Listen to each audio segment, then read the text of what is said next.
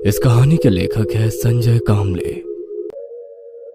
शायद खेल शुरू हो चुका है। सुनैना की बात सुनकर दबी आवाज में विवेक ने कहा, अब बिना वक्त गवाए हमारे पास जितनी भी मोमबत्तियां हैं वो सब जलाते हैं। ठीक है, जो कहा है उसमें से एक बात याद रखना, हमें कोई गलती नहीं करनी, क्योंकि हमारी एक गलती हमें मौत के मुंह में ले जाने के लिए काफी है।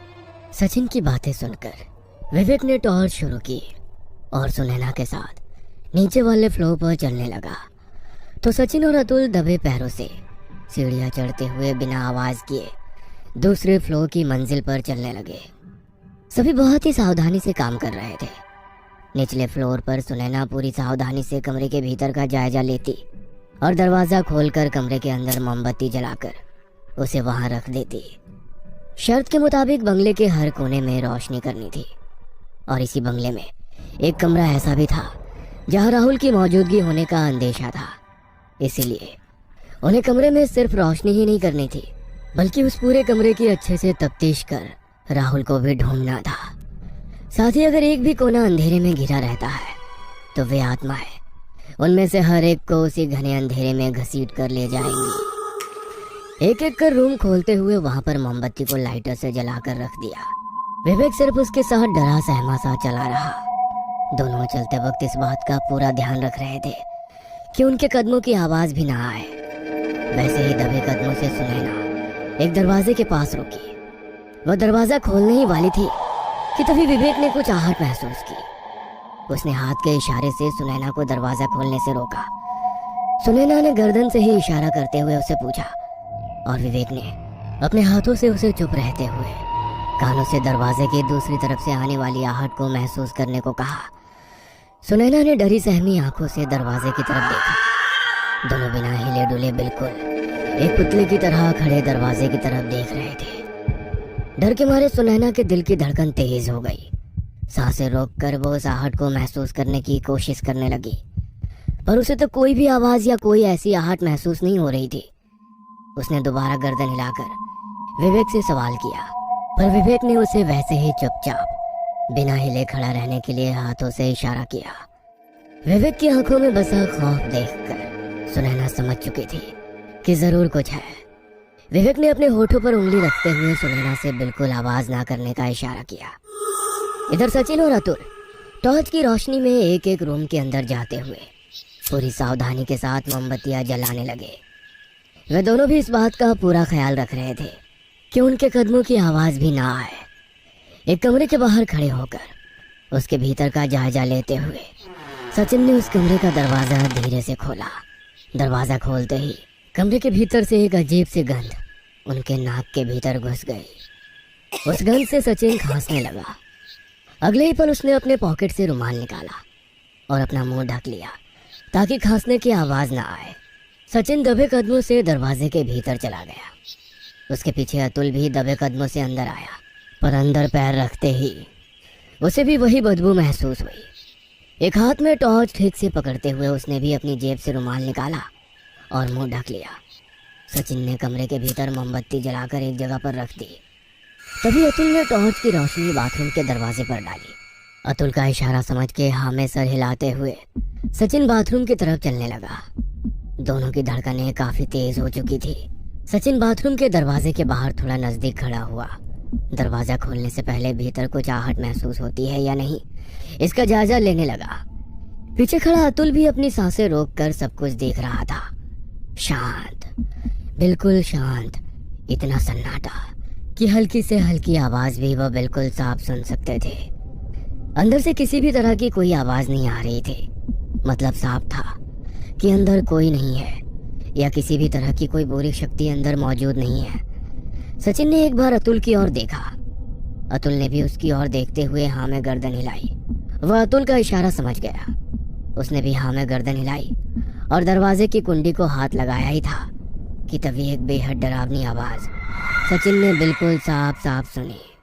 बाथरूम के उस दरवाजे पर तेज धार वाली नुकीली चीज से हल्के हल्के खरोचने की आवाज, वह धीमी सी आवाज सुनकर सचिन ने अतुल की ओर देखकर कानों की तरफ इशारा करते हुए आवाज के बारे में इशारा से ही पूछा।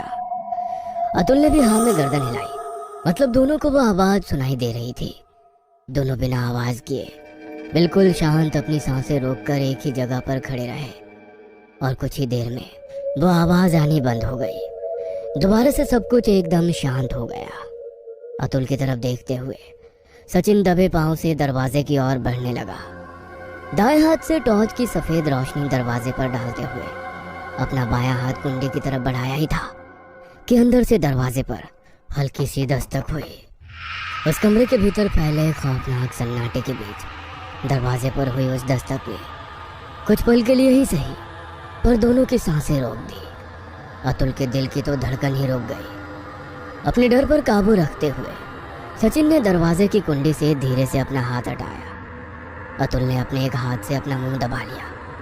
सचिन ने अतुल को शांत रहने का इशारा किया। बिना आवाज किए होठ हिलाते हुए कहा, राहुल हो सकता है। अतुल ने भी अपने डर के ऊपर काबू रखते हुए हाँ में गर्दन हिलाई और अपने पॉकेट से एक कोरा कागज निकाला। उस कागज पर नाम लिखने लगा पर डर के मारे उसके हाथ कांप रहे थे। उसकी हालत देखते हुए सचिन ने पेन और कागज अपने हाथ में लिए और उस पर अपना नाम लिखकर वो कागज और पेन दरवाजे से दूसरी तरफ सरकाया। दोनों दरवाजे से थोड़ा दूर हटकर डरी सहमी नजरों से दरवाजे के बीच रखे उस पेन और कागज पर टॉर्च की रोशनी डालने लगे। दोनों सांस रोककर सब कुछ देख रहे थे। एक गहरा जानलेवा सन्नाटा चारों ओर फैला हुआ था। दोनों को अपने दिल की धड़कन साफ साफ सुनाई दे रही थी। उनकी नजरें दरवाजे पर गड़ी हुई थी कि तभी अंदर से दोबारा दरवाजे पर दस्तक हुई। वह दस्तक सुनकर अतुल की रूह कांप गई। उसका थर थर कांपता शरीर, डरी सहमी नजर उसके दिल में छुपे डर जाहिर कर रही थी। सचिन ने इशारे से ही उसे अपने ऊपर काबू रखने के लिए कहा। दरवाजे के नीचे रखे हुए उस पेन से बंधे धागे का एक सिरा सचिन के हाथ में था, जिससे सचिन उस पेन को धीरे धीरे बाहर की ओर खींचने लगा। अतुल ने टॉर्च की रोशनी पेन के ऊपर डाली ही थी। सचिन अब पेन उठाने के लिए नीचे झुका ही था कि तभी अतुल ने हाथ में पकड़ी टॉर्च अचानक बंद होने लगी। काला घना अंधेरा पूरे कमरे में फैल गया और तभी मुंह से दर्दनाक चीख निकली। उसने जैसे तैसे एक हाथ से अपना मुंह दबा लिया और दोबारा टॉर्च जलने लगी। अतुल ने सचिन की ओर देखा। सचिन दर्द से कराह रहा था। उसने अपना हाथ टॉर्च की रोशनी में लिया और वो नजारा देखकर अतुल की रूह कांप गई।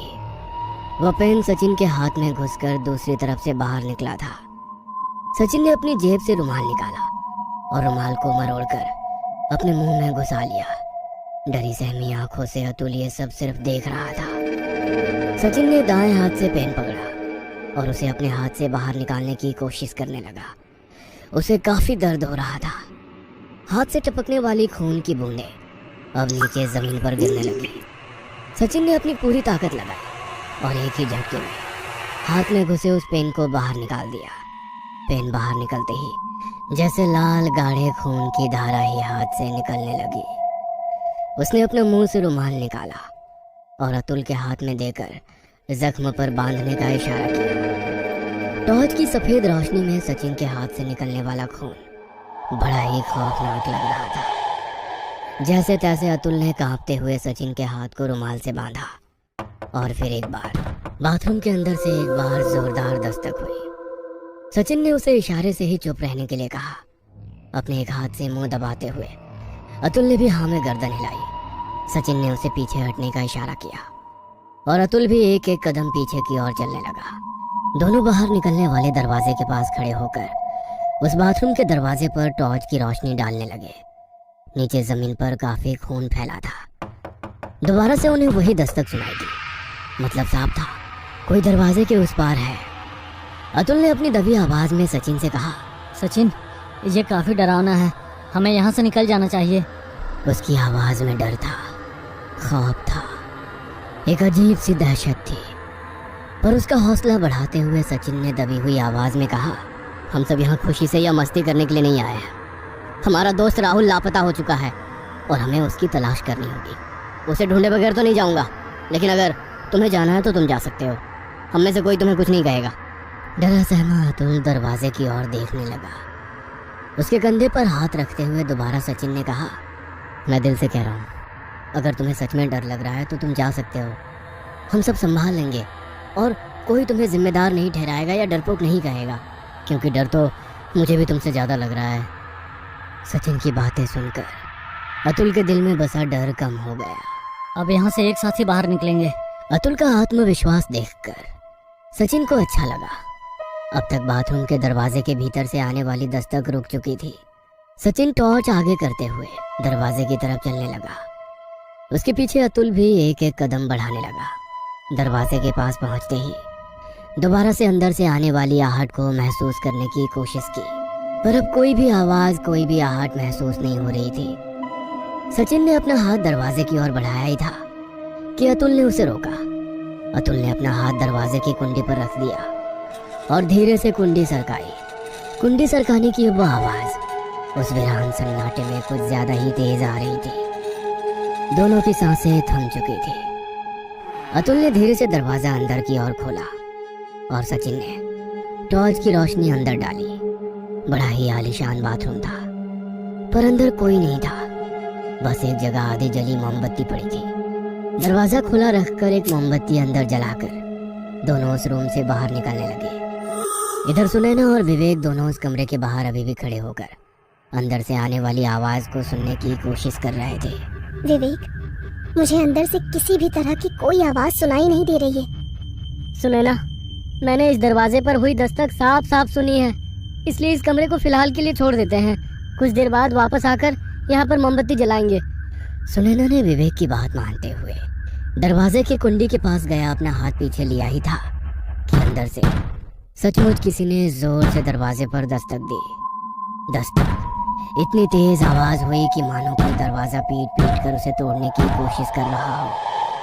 सुनैना उस दरवाजे की तरफ दहशत भरी नजरों से देखते हुए एक झटके से 2-3 कदम पीछे हट गए। साथ ही विवेक भी उस दरवाजे से दूर चला गया।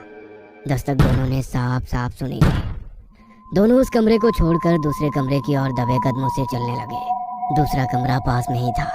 सुनैना ने अपना मोबाइल पॉकेट पर लगे कैमरे से कनेक्ट किया। वह ठीक से काम कर रहा था। दोनों दबे कदमों से चलते हुए अगले कमरे के पास आ गए। एक अजीब सा सन्नाटा चारों तरफ फैला हुआ था। टॉर्च की रोशनी विवेक ने दरवाजे पर डाली। विवेक की ओर देखते हुए सुनैना दरवाजे के पास अपनी गर्दन ले गई। अपनी सांसें रोककर वो दरवाजे के दूसरी तरफ कोई आहट सुनाई देती है क्या, इसका जायजा लेने लगी, पर किसी भी तरह की कोई आवाज दूसरी तरफ से नहीं आ रही थी। सुनैना ने विवेक की तरफ देखते हुए गर्दन से ही इशारा किया और विवेक ने भी हाँ में जवाब दिया। सुनैना ने एक गहरी सांस ली और अपना हाथ दरवाजे की कुंडी की तरफ बढ़ाए।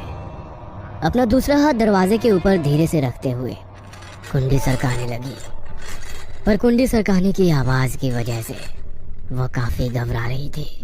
जितनी आहिस्ता से हो सके वो कुंडी निकाल रही थी। उस आवाज की वजह से विवेक भी उसे इशारे से धीरे धीरे काम करने की सलाह दे रहा था।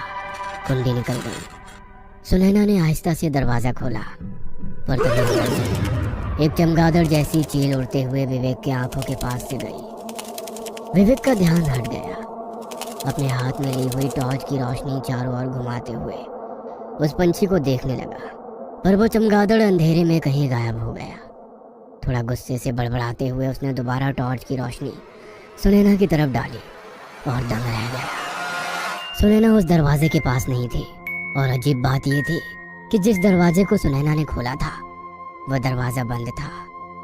उसने टॉर्च की रोशनी चारों तरफ डालनी शुरू की, पर उसे सुनैना कहीं भी नजर नहीं आ रही थी। अपने आसपास फैले काले अंधेरे में हर कमरे के ऊपर टॉर्च की रोशनी डालते हुए वो डरी सहमी आंखों से देखे जा रहा था। विवेक को अब ये समझ नहीं आ रहा था कि वो दोनों ने कौन से कमरे को खोला था या सुनैना किस दरवाजे के पास खड़ी थी। आगे के कमरे और पीछे वाले कमरे एक जैसे ही लग रहे थे। वह टॉर्च की रोशनी हर कमरे के दरवाजे पर डालने लगा। तभी एक कमरे से उसे अंदर किसी के होने का एहसास हुआ। अपनी सांसें रोककर वह दबे पांवों से कमरे की ओर बढ़ने लगा। दरवाजे पर दस्तक देते हुए उसने आवाज लगाई, सुनैना। विवेक के दस्तक देते ही कमरे के अंदर से किसी की अजीब सी हंसने की आवाज आई, मानो कोई अपने मुंह पर हाथ रखते हुए शर्माते हुए हंस रहा हो। आवाज अजीब इसलिए लग रही थी क्योंकि ना पूरी तरह मर्द की आवाज थी ना औरत की, जैसे दोनों एक साथ दबी आवाज में हंस रहे थे। वो दोबारा दस्तक देता कि तभी टॉर्च की रोशनी डालते हुए सीढ़ियां उतरकर सचिन और अतुल दोनों नीचे आते हुए दिखाई दिए। विवेक को एक कमरे के बाहर इस तरह से पहरा देते देखकर दोनों उसके पास गए। टॉर्च की रोशनी विवेक के चेहरे पर मारते हुए अतुल ने उसे गर्दन के इशारे से ही पूछा। विवेक अतुल के पास जाते हुए दबी आवाज में बोला, सुनैना। सुनैना कहाँ है? विवेक काफी घबराया हुआ था। हड़बड़ाते हुए वो बोला, सुनैना कहीं गायब हो गई है। क्या? सचिन और अतुल दोनों चौंक गए। मतलब इसी दरवाजे के पास खड़ी थी पर अचानक से कहीं गायब हो गई। शायद वो रूम के अंदर गई है। शायद का मतलब क्या है? तुम्हें पूरा यकीन है कि सुनैना इसी कमरे के भीतर गई थी? हाँ, मतलब वो चमगादड़ मेरे ऊपर झपटा तो मेरा ध्यान हट गया। मुझे लगता है वो इसी कमरे में होगी। पहली बात तो समझ लो कि इस बंगले के भीतर तो क्या, यहाँ आसपास के जंगल में कुछ दूरी तक चमगादड़ तो क्या, कोई भी जानवर हमने तो नहीं देखा, इसलिए यहाँ चमगादड़ अब तक तो हमने नहीं देखा। और दूसरी बात, हमें अंदाजे पर नहीं चलना है, गलती की कोई गुंजाइश नहीं। लेकिन मैंने तो दरवाजा। विवेक बात करते हुए आधे में ही रुका, पर विवेक की बातें सुनकर अतुल के पैरों के नीचे से जमीन खिसक गई। कहीं तुमने दरवाजे पर दस्तक तो नहीं दी या सुनैना को आवाज तो नहीं लगाई ना? विवेक के चेहरे पर डर साफ साफ दिखाई दे रहा था। नहीं तो। अतुल की बात सुनकर सचिन एकदम से बोल पड़ा, सही किया, आवाज दस्तक कुछ भी नहीं देनी। क्यों? दरवाजे पर दस्तक देना मतलब उस शैतान को बुलाना। मतलब? धीरे धीरे सब समझ जाओगे। अब हमें दोनों को ढूंढना होगा, पहले सुनैना को और फिर राहुल को। पर सचिन, सुनैना इसी कमरे के पास गायब हो गई है, हमें कोशिश करनी चाहिए। कोशिश? हाँ, तुम्हें शायद पता नहीं हम किस मुसीबत में फंसे हैं। मुसीबत? विवेक की आवाज डर के मारे कांप रही थी। हाँ, मुसीबत। तुमने छलावा के बारे में सुना है? हाँ, पर वो तो रास्ता भटका देता है ना। मौत उस वक्त ज्यादा डरावनी नहीं होती जब वो हमारे सामने हो, बल्कि मौत का खौफ उस वक्त ज्यादा लगने लगता है जब मौत हमारे आसपास फैले काले गहरे अंधेरे में कहीं छुपी हो और हमें नजर भी ना आए। वो हम पर इसी काले अंधेरे से नजर रखती है, हमारे डरे हुए दिमाग के साथ खेलना शुरू करती है, डराकर हमारे थकने का इंतजार करती है, और जब हम थककर अपनी जान बचाने के लिए चीखने चिल्लाने शुरू करते हैं, उस वक्त हम पर झपटा मारकर खत्म कर देती है। सचिन ने दोबारा सबके डरे चेहरे पर नजर डाली और कहा, जो सच होता है वो हमारी नजरें नहीं देख सकती, और जो नजर आता है वो सच नहीं होता। अब सोचो, ऐसा ही छलावा हमें किसी ऐसे घर में गोल गोल घुमाने के लिए क्या करेगा, और हम अपने साथी को आवाज लगाते या दरवाजे पर दस्तक देते हैं तो वो आत्मा हमारे दिमाग के साथ खेलना शुरू करेगी, जैसे शिकार के ऊपर झपटने से पहले कोई बहसी भेड़िया अपने शिकार के साथ खेलते हैं। सचिन की बातों से अतुल और विवेक के बदन में अजीब सी सिहरन दौड़ गई। डर से मानो उनके रोंगटे खड़े हो गए। अब हमें क्या करना होगा? ना आवाज देनी है और ना ही दरवाजे पर दस्तक देनी है। हम इस घर में हैं और इस घर में जिंदा रहने के लिए रूल्स फॉलो करने हैं। सचिन ने अपने ऊपर के पॉकेट पर लगा पेन निकालने के लिए हाथ ऊपर उठाया, तभी दर्द से उसके मुंह से आवाज निकली, ये जख्म कैसे लगा? विवेक ने टॉर्च की रोशनी में खून से लथपथ उसका हाथ देखा और दंग रह गया। सचिन की हालत देखकर अतुल ने अपनी जेब से पेन और एक कोरा कागज निकाला। तभी धीमी आवाज में सचिन ने अतुल और विवेक की ओर देखा, ये याद रखना, दरवाजे पर दस्तक नहीं देनी। जो अंदर है उसे हमारे होने की जानकारी देने के लिए अपना नाम कागज पर लिखकर दरवाजे के नीचे से बंद कमरे के अंदर की ओर धकेलना है। अतुल ने उस कागज पर तीनों का नाम लिखा और दरवाजे के नीचे से अंदर धकेला, साथ ही पेन भी अंदर की ओर सरकाया। सब सांस रोककर उस कागज को देखने लगे। अंदर उन्हें किसी के होने की आहट महसूस हुई। सब सांस रोककर अंदर से आने वाली हर एक छोटी से छोटी आवाज को सुनने की कोशिश करने लगे। विवेक दरवाजे के नीचे से उस कागज को देख रहा था। सचिन और अतुल दोनों कान लगाकर अंदर की आवाज सुन रहे थे। सुनैना ने कागज पर अपना नाम लिखा और धीरे से वो उस कागज को दरवाजे के नीचे से बाहर की ओर सरकाने लगी। बाहर सब सांस रोककर दरवाजे के नीचे से आने वाली हर एक हलचल पर नजर रखे हुए थे।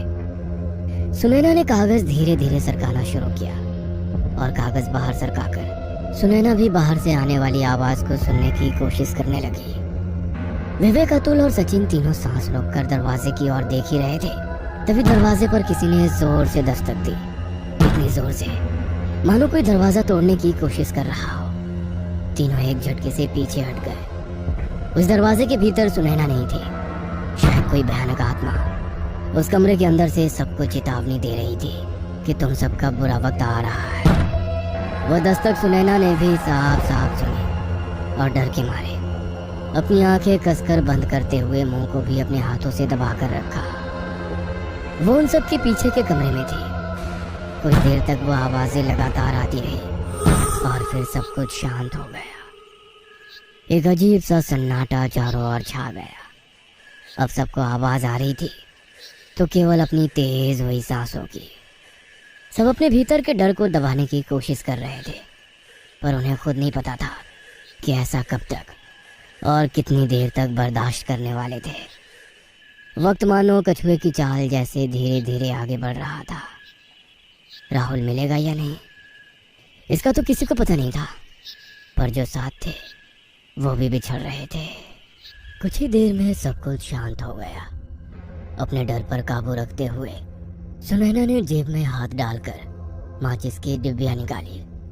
डर भरी आंखों से चारों ओर देखते हुए माचिस की तिल्ली से मोमबत्ती जलाई और नीचे जमीन पर एक जगह रख दी। उस मोमबत्ती की वजह से कमरा थोड़ा रोशन हो उठा। टॉर्च हाथ में लेकर वो कमरे का एक एक कोना ठीक से देखने लगी। डर के मारे उसका दिल जोर जोर से धड़क रहा था, क्योंकि अब वो अपने दोस्तों से बिछड़ चुकी थी और अब वो एक अकेली अनजान अंधेरे कमरे के भीतर खौफनाक सन्नाटे में खड़ी थी। इस बंगले में आने के बाद डर क्या होता है उसे महसूस होने लगा था, और उसी डर की वजह से उसके माथे पर पसीने की बूंदें जमा होने लगी। केवल माथे पर ही नहीं, बल्कि पूरा बदन पसीने से तरबतर हो गया था।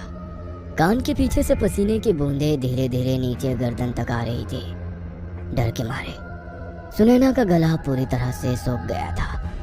वह एक एक कदम बढ़ाते हुए कमरे में धीरे धीरे आगे बढ़ने लगी। टॉर्च की रोशनी में हर एक कोना गौर से देख रही थी। इस कमरे में भी राहुल के होने का कोई सबूत नहीं मिल रहा था। तभी कमरे के दाएं कोने में उसे कुछ दिखाई दिया। अपनी टॉर्च की रोशनी डालते हुए उस चीज को गौर से देखा, जैसे एक पुरानी किताब पड़ी हुई दिखाई पड़ी, जिस पर धूल की एक मोटी परत जम गई थी। थोड़ी हैरानी से उस किताब को उठाकर सुनैना टॉर्च की रोशनी में देखने लगी। इधर सचिन, अतुल और विवेक तीनों एक जगह पर सुनैना को ढूंढने की कोशिश कर रहे थे। तभी सचिन थोड़ा घबराकर धीमी आवाज में बोला, हम एक बात भूल रहे थे। क्या? अतुल ने पूछा। हमने दोनों फ्लोर पर रोशनी डालकर उजाला किया है, पर हमने ये नहीं देखा कि इस बंगले को बेसमेंट भी है या नहीं। अगर नहीं तो हम किस्मत वाले हैं, और अगर है तो समझ लेना हमारी लग चुकी है। मतलब अगर बेसमेंट है तो वहाँ रोशनी करनी होगी, और अब तक वहाँ अंधेरे का मतलब वो आत्माएं हमारी चारों ओर मौत बनकर मंडरा रही है। हमें मारकर वो उसी जगह घसीट कर ले जाएंगे। अंधेरा उनकी ताकत होती है और उजाला कमजोरी, इसलिए बेसमेंट ढूंढना होगा। पहले सुनैना को ढूंढते हैं। एक काम करते हैं, तुम सुनैना को ढूंढो, हम बेसमेंट कहाँ है देखते हैं। यार मुझे अकेला मत छोड़ो, विवेक डरी सहमी आवाज में कहा। सचिन ने विवेक के कंधे पर हाथ रखते हुए कहा, अकेले हो पर यहाँ उजाला हो चुका है, ओके? और फिर रूल्स याद रखना, कोई भी दरवाजा मत खटखटाना। रात के 1:30 बज चुके थे। सचिन और अतुल दोनों दूसरी तरफ चले गए। अब उस जगह विवेक अकेला था। हर दरवाजे के नीचे टॉर्च की रोशनी डालते हुए चलने लगा। इधर किसी अनजान कमरे के भीतर फंसी सुनैना टॉर्च की रोशनी में किताब को ठीक तरह से देखने लगी। किताब काफी पुरानी लग रही थी।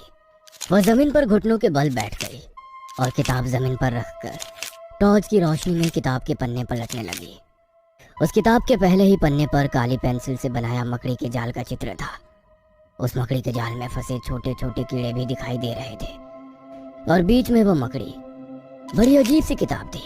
दरअसल वो एक किताब नहीं बल्कि ड्राइंग बुक थी, जिसमें पेन और पेंसिल से हाथों से बनाए गए बेरंग चित्र थे। अजीब अजीब तरह की आकृतियां, जैसे कोई अजीब सा काला साया सफेद कागज पर उतर गया था। पर हर आकृति में उस चित्र की आंखें इस तरह बनाई गई थी मानो वो आप ही को देख रही हो, जैसे कोई जीवित इंसान अपने सामने वाले इंसान पर नजर रख रहा हो। एक चित्र ऐसा था कि एक इंसान के आंखों से कुछ डरावनी आकृतियां खून चूस कर उसे मार रही हो। अगली आकृति में केवल एक हड्डियों का ढांचा बनाया था, जिसका खून चूस कर निकालने की वजह से बचा हुआ मांस हड्डियों से चिपका हुआ हो। इस तरह की डरावनी आकृतियां। उसने दोबारा पन्ने पलटने शुरू किए। सुनैना ने पन्ना पलटा और वो चित्र देखकर उसके दिल में अजीब सा डर जागने लगा। वो डरी सहमी आंखों से कागज पर उतारी पेंटिंग निहारने लगी। चित्र में वीरान जंगल के बीच एक औरत की डरावनी आकृति थी, जिसका पीछे का हिस्सा कागज पर उतारा था। सूखे पेड़ों की टहनियां, जमीन पर मरे जानवरों के शव, इन सबको देखती वो औरत, उसके काले घने खुले बाल घुटनों से भी नीचे तक आ रहे थे। हाथों में चूड़ियां, सफेद साड़ी के नीचे से दिखने वाली पैर की एड़ियां। सुनैना को कुछ अजीब सा लगा। उस औरत के पैर आगे की तरफ थे और चेहरा उल्टी दिशा में। शायद उसका चेहरा आगे की तरफ ही बालों में ढका होगा। इतना अजीब चित्र कौन और क्यों बनाएगा? बालों के बीच उस औरत की सफेद आंखें दिखाई देने लगी। ये देखकर सुनैना के दिल की धड़कन ही रुक गई। वह हैरान हो गई। अभी तो चेहरा बालों से ढका था, अब ये आंखें? टॉर्च की रोशनी में वो पेंटिंग कुछ ज्यादा ही डरावनी लग रही थी। उस पेंटिंग से औरत की आंखें जो मानो चित्र से सुनैना को ही घूरे जा रही थी। सुनैना ने चित्र पलटा। अगले चित्र में वही औरत केवल एक बाजू में खड़ी हुई दिखाई देने लगी। फिर अगले चित्र में वो जैसे थोड़ी आगे बढ़ी। सुनैना एक एक करके पन्ने पलटती गई और मानो वो औरत धीरे धीरे आगे बढ़ते हुए किताब से बाहर निकलने लगी। सुनैना के हाथ कांप रहे थे। उसका बदन पसीना पसीना हो गया था। हिम्मत जुटाकर उसने आखिरी पन्ना पलटा और सन्न रह गई, क्योंकि पन्ना खाली था और नीचे लाल खून जैसी स्याही से लिखा था, मैं तुम्हारे पीछे हूँ। जैसे ही वो शब्द सुनैना ने पढ़े, वैसे ही ठंडी हवा का एक झोंका उसकी गर्दन के पसीने को छूते हुए जमीन पर रखी जलती मोमबत्ती को बुझाकर चला गया। हवा के झोंके से सुनैना के बदन पर एक तेज सी हलन दौड़ गई, मानो उसे किसी ने छू लिया हो। और अगले ही पल उसके हाथ में रोशनी का एक लौता सोर्स, उसकी टॉर्च भी बंद होने लगी। टॉर्च शुरू करने के लिए उसने एक दो बार टॉर्च पर जोर से हाथ मारा, पर वो दोबारा बंद हो गई। अब उस कमरे में ना टॉर्च की रोशनी थी और ना ही मोमबत्ती की। अंधेरा, इतना गहरा अंधेरा कि मानो किसी ने नुकीले हथियार से आपकी दोनों आंखें फोड़कर आपको अंधेरे कमरे में ही छोड़ दिया हो। सुनैना कुछ समझ पाती, तभी उसके पीछे फैले काले घने अंधेरे से कोई रेंगता हुआ उसकी तरफ धीरे धीरे बढ़ता हुआ महसूस होने लगा। डरी सहमी सुनैना ने अपने पॉकेट से मोबाइल निकाला, पर वो कब का बंद हो चुका था। दूसरे पॉकेट में से उसने माचिस की डिबिया निकाली और थर थर कांपते हाथों से तीली जलाने की कोशिश करने लगी। 4-5 तीलियां टूट गई, पर एक भी तीली नहीं जला पाई। वह आहट अब धीरे धीरे तेज होने लगी और डर के मारे सुनैना के दिल की धड़कन बढ़ने लगी। वो आवाज अब धीरे धीरे उसके नजदीक आने लगी और उस खौफनाक आवाज की वजह से उसे रोना आ रहा था। तीली जलाते वक्त झटके से माचिस की डिबिया नीचे गिर गई और सुनैना की बची कुची हिम्मत भी टूटने लगी। वह दोबारा अपनी दूसरी जेब में हाथ डालकर लाइटर निकालने लगी। वह काफी घबराई थी। डर मानो किसी जहर की तरह उसकी नस नस में घुलकर उसके दिमाग को लाचार बना रहा था। खटखट आवाज करते हुए उसने लाइटर शुरू करने की कोशिश की, पर केवल एक चिंगारी जैसे लाइटर से निकल रही थी। लाइटर को जलाते वक्त वह अपनी खौफ से भरी नजरें काले घने अंधेरे में चारों तरफ घुमाने लगी। उसने 2-3 बार लाइटर अपने दूसरे हाथ पे दे मारा और फिर कोशिश करने लगी। लाइटर शुरू हो गया। लाइटर की धीमी सी लौ को देखकर जैसे उसकी जान में जान आ गई। लाइटर की रोशनी में नजरें घुमाते हुए उसने जमीन पर रखी मोमबत्ती उठाई, पर डर के मारे उसके हाथ कांप रहे थे। जैसे तैसे उसने मोमबत्ती जलाई और सब कुछ शांत हो गया। दोबारा एक गहरा सन्नाटा उस जगह छा गया।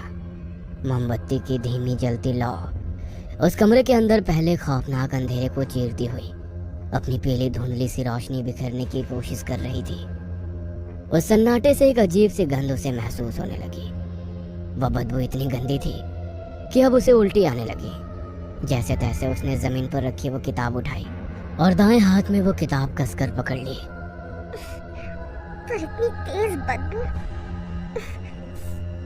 वह खुद से ही बात कर ही रही थी कि तभी उसे राहुल की एक बात याद आ गई। एक बार एक वीडियो में राहुल ने कहा था कि अगर किसी वीरान पड़ी जगह या किसी एक कमरे में अचानक से तेज बदबू आने लगे तो समझ लेना वहाँ कोई बुरी और खतरनाक आत्मा का बसेरा है। और अचानक से फैलने वाली बर्दाश्त के बाहर हो रही इस बदबू का मतलब जरूर वो आत्मा यहीं कहीं मौजूद है। उसने अपने हाथों में पकड़ी मोमबत्ती की लौ उसकी तेज सांसों की वजह से फड़फड़ाने लगी। अपनी सांसों पर काबू रखते हुए पीछे मुड़ी। मोमबत्ती की उस धुंधली रोशनी में उसकी नजर कमरे के भीतर हर कोने में पहुंच रही थी, पर पूरा कमरा खाली था। पर वो आवाज कहीं से तो आ रही थी और ज्यादा दूर भी नहीं, उसी के पास काफी नजदीक से। तभी पीछे से उसे अपनी गर्दन पर हवा के झोंके की ठंडक महसूस हुई। वह समझ चुकी थी कि वो जो कोई भी है वह जमीन पर नहीं बल्कि उसके सर के बिल्कुल ऊपर आ चुका है। सर के ऊपर वाली छत पर वो छिपकली की तरह चिपक कर नीचे देख रहा है। अपनी सांसें रोककर उसने दाईं तरफ नजर डाली। केवल 2 कदमों की दूरी पर उस कमरे से बाहर निकलने वाला दरवाजा था। सुनैना ने अपनी नजरें उस दरवाजे पर गड़ाई। उसे थोड़ी हिम्मत करके दरवाजे से बाहर निकलना था, पर डर उसकी रग रग में जहर की तरह फैल रहा था।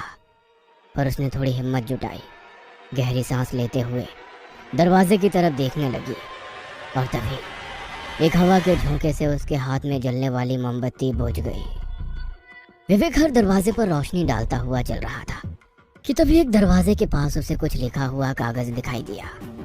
टॉर्च की रोशनी डालते हुए उसने वो कागज उठाया। वो अपनी सांसें रोककर दरवाजे की दूसरी तरफ से कोई आवाज या आहट जैसी किसी चीज का जायजा लेने लगा, पर उसे किसी के होने की आहट महसूस तो नहीं हो रही थी। उसने धीरे से दरवाजे की कुंडी सरका दी और कमरे के भीतर गया। इधर लाख ढूंढने पर भी अतुल और सचिन को तय खाने का रास्ता नहीं मिल रहा था। दोनों परेशान होकर हर एक चीज हर एक जगह तलाश कर रहे थे। तभी जेब से मोमबत्ती निकालने की कोशिश में सचिन के हाथ से टॉर्च फिसल कर नीचे गिर गई और उस आवाज से दोनों चौंक गए। आवाज से साफ साफ लग रहा था कि नीचे की ओर खाली जगह है। मतलब वो जहाँ खड़े थे वह फ्लोर लकड़ी का बना हुआ था। नीचे की टॉर्च घूमते हुए एक जगह पर रुक गई। टॉर्च की रोशनी में अतुल को दीवार के सामने ही लगभग 5 फीट की एक लकड़ी की अलमारी दिखाई दी, पर सचिन का सारा ध्यान लकड़ी की फ्लोर पर था। उसने नीचे गिरी टॉर्च उठाई और घुटनों के बल बैठ हाथों से नीचे की जमीन टटोलने लगा। तो अतुल ने भी अपनी टॉर्च की रोशनी अलमारी की तरफ की। अतुल की नजर अलमारी के खुले दरवाजे पर गई, पर वो दरवाजा धीरे धीरे बंद हो रहा था। सचिन को कुछ बिना बोले दबे पैरों से अतुल उस अलमारी की तरफ चलने लगा और सचिन जमीन पर पैर की आवाज करते हुए सीढ़ियां होने के सुराग ढूंढने लगा। पीछे अतुल अलमारी के पास पहुंच गया और अलमारी का दरवाजा खोलने लगा। दरवाजा खोलने की आवाज से सचिन चौंक गया। आंच अतुल की तरफ डाली और जैसे सन्न रह गया।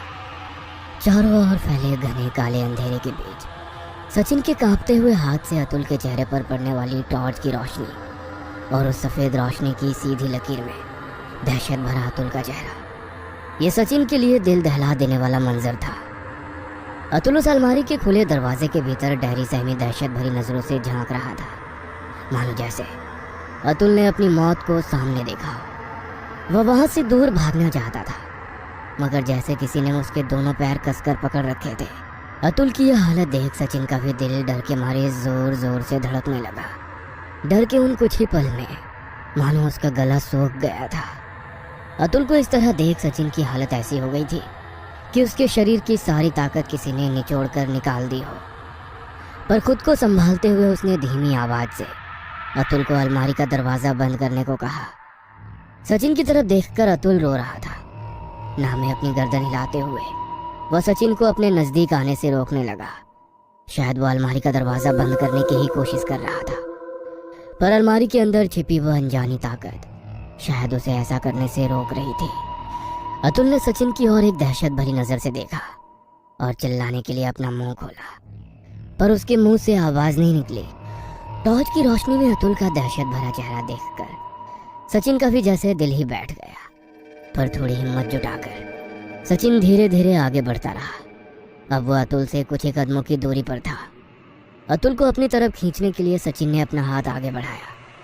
वह अतुल का हाथ पकड़ने ही वाला था कि तभी किसी ने अतुल को एक ही पल में अलमारी के अंदर खींच लिया और अगले ही पल झटके से अलमारी का दरवाजा बंद हो गया। अतुल के हाथ में जलने वाली टॉर्च जमीन पर धड़ाम से गिर गई, जिसके साथ वो टॉर्च बंद हो गई। वह खौफनाक नजारा देखकर सचिन के दिल की धड़कनें तेज हो गई, मगर वो नहीं चिल्ला सकता था, ना ही अतुल को आवाज लगा सकता था। अगर ऐसा किया तो वह आत्मा उसका भी वही हश्र करेगी जो अभी अभी उसके सामने अतुल का हुआ। अब सारे दोस्त अलग अलग हो चुके थे। राहुल को बचाने निकले सभी दोस्त अब खुद उस जगह फंस चुके थे। कुछ देर तक वो सन्नाटा कायम रहा। अपने सामने सबसे अजीज दोस्त की इस तरह मौत देखकर सचिन को रोना आ रहा था।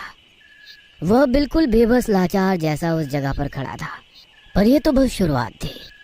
अगले पल जो उसने देखा उससे मानो पैरों के नीचे से जमीन सरक गई। वह बेबस लाचार बना कमरे के चारों तरफ रोशनी डाल रहा था।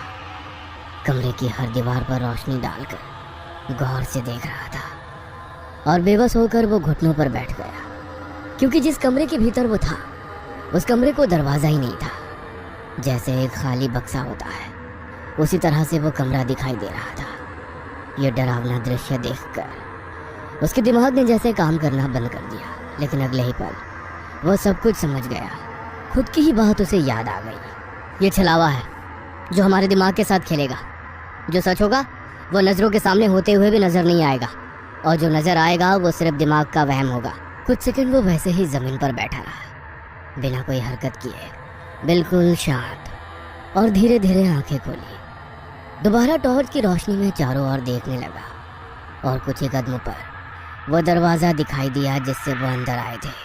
उसका डर थोड़ा कम हुआ। आंखों से बहने वाले आंसू पोंछकर वो उठकर खड़ा हो रहा था कि तभी टॉर्च बंद होने लगी। एक दो बार उसने हाथ पर टॉर्च मारते हुए शुरू करने की कोशिश की, मगर कोई फायदा नहीं हुआ। वह समझ गया था कि वह आत्मा उसे यहाँ से निकलने नहीं देगी, पर वो भी टूटने वाला नहीं था। उसने अपने पॉकेट में से लाइटर निकाला और शुरू करने की कोशिश की। उस काले घने अंधेरे में सचिन के हाथ के लाइटर की चिंगारी साफ साफ दिखाई दे रही थी। भले ही उसने हिम्मत जुटा ली, पर डर ने अपना असर दिखाना शुरू किया था। सचिन के दिल की धड़कन काफी तेज होने लगी। हर स्पार्क के साथ फैलने वाली रोशनी से सचिन के चेहरे पर डर के मारे जमा होने वाली पसीने की बूंदें साफ साफ दिखाई दे रही थी। रह रहकर उसे अतुल के साथ हुई वो खौफनाक घटना नजरों के सामने आ जाती थी और फिर वो दहल उठता। वो लाइटर जलाने की लगातार कोशिश कर रहा था। तभी अंधेरे में उसे महसूस हुआ कि कोई उसकी तरफ बढ़ रहा है। कोई अंधेरे में से रेंगता हुआ उसके करीब आ गया था कि तभी उसे अंधेरे में से एक दस्तक सुनाई दी। दरवाजे पर हुई वो दस्तक उसके काफी करीब से आती हुई सुनाई दे रही थी और हाथ का लाइटर जल उठा। वह उसी बंद अलमारी के सामने खड़ा था, मतलब दस्तक अलमारी के अंदर से आ रही थी। क्या अतुल जिंदा होगा? अपने पास के बैग से एक मोमबत्ती निकाली और लाइटर से जलाकर मोमबत्ती नीचे जमीन पर रखते हुए खुद नीचे घुटनों के बल बैठकर पॉकेट में से पेन और कागज निकाला। अतुल को अपने सामने इस तरह गायब हुआ देखकर उसे रोना आ रहा था, पर वो दस्तक, शायद वो जिंदा हो। जैसे तैसे उसने खुद पर काबू रख लिया। कांपते हुए हाथों से कागज पर अपना नाम लिखने लगा। तभी उसे कुछ अजीब सी आवाज सुनाई दी। लिखते लिखते वे वैसे ही बिना आवाज किए अपने पीछे से आ रही उस आहट को सुनने की कोशिश करने लगा। उस कमरे के भीतर फैले खौफनाक सन्नाटे में एक बेहद डरावनी आवाज आ रही थी, जैसे कोई उसके पीछे फैले गहरे अंधेरे में कमरे के नीचे बेजान पड़े अपने जिस्म को हाथों के सहारे चलकर खुद को घसीटता हुआ ले जा रहा हो। वो आवाज सुनकर सचिन के कांपते हुए हाथ कागज पर ही जम गए।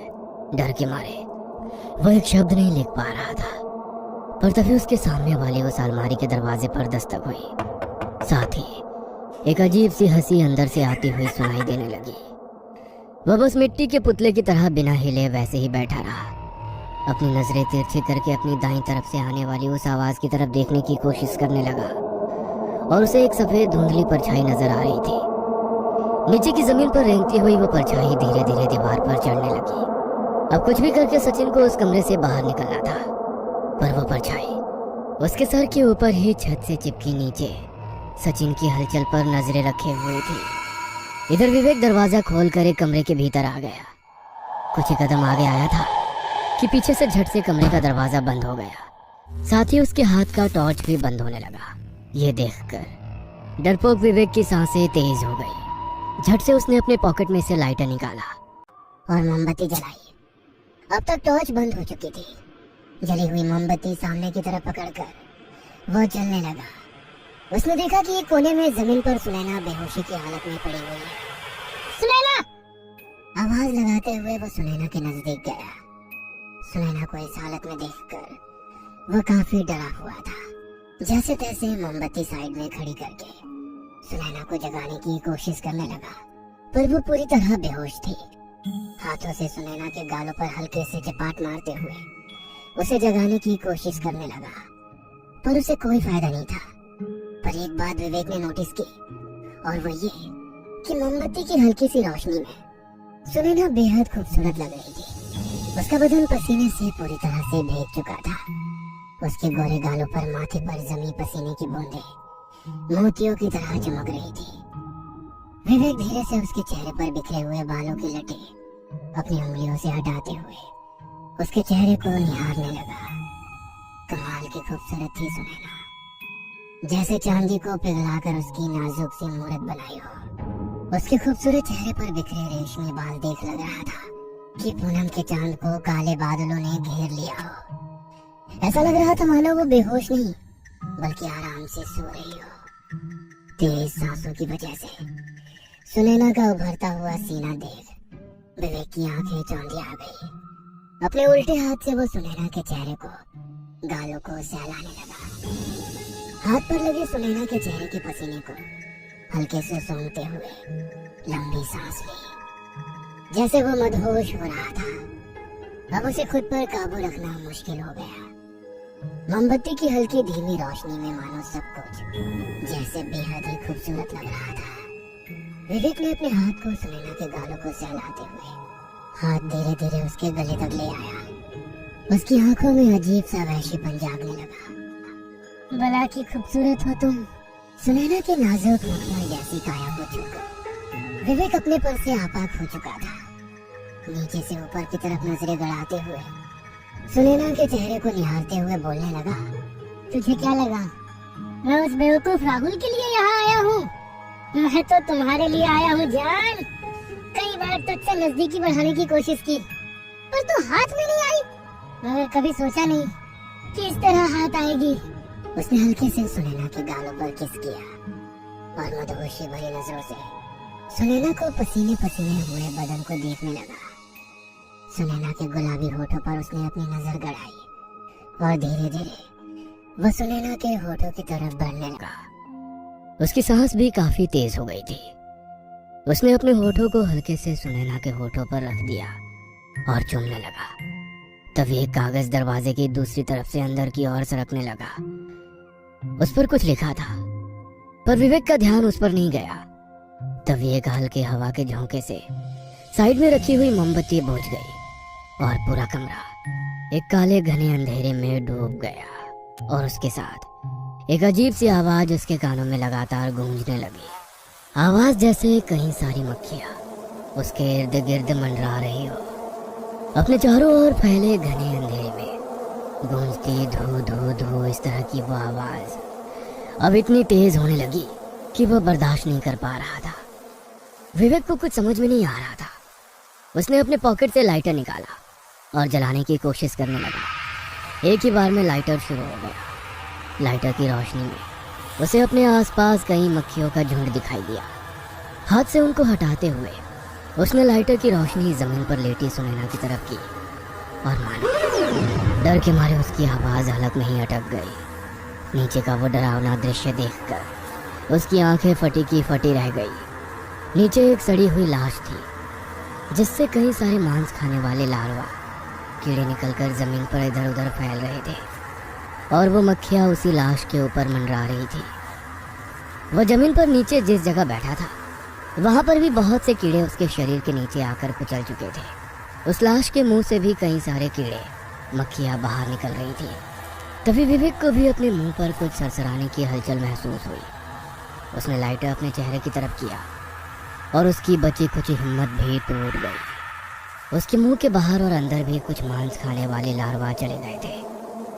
अपने मुंह के भीतर उन कीड़ों की हलचल उसे साफ साफ महसूस हो रही थी। उस बेहद घिनौनी हलचल से उसकी हिम्मत जवाब दे गई। अब वो सब कुछ उसके बर्दाश्त के बाहर था।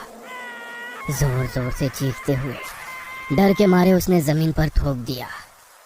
सच में उसकी थूक से कुछ लार्वा जमीन पर रेंगते हुए दिखाई देने लगे। विवेक को मानो जैसे उल्टी आने लगी। वह जोर जोर से दरवाजा पीटने लगा। उसकी उल्टियों की आवाज उसी कमरे के बाहर कुछ कदमों पर कोई खड़ा होकर साफ साफ सुन रहा था। रात के सन्नाटे में विवेक की लगातार उल्टियां करने की वो आवाज काफी डरावनी लग रही थी। उल्टियां करते हुए उसकी नजर दरवाजे के नीचे से अंदर आई उस कागज पर गई। उसने कागज उठाया और नाम देखा। उसने कागज उठाया और नाम देखा। सुनैना।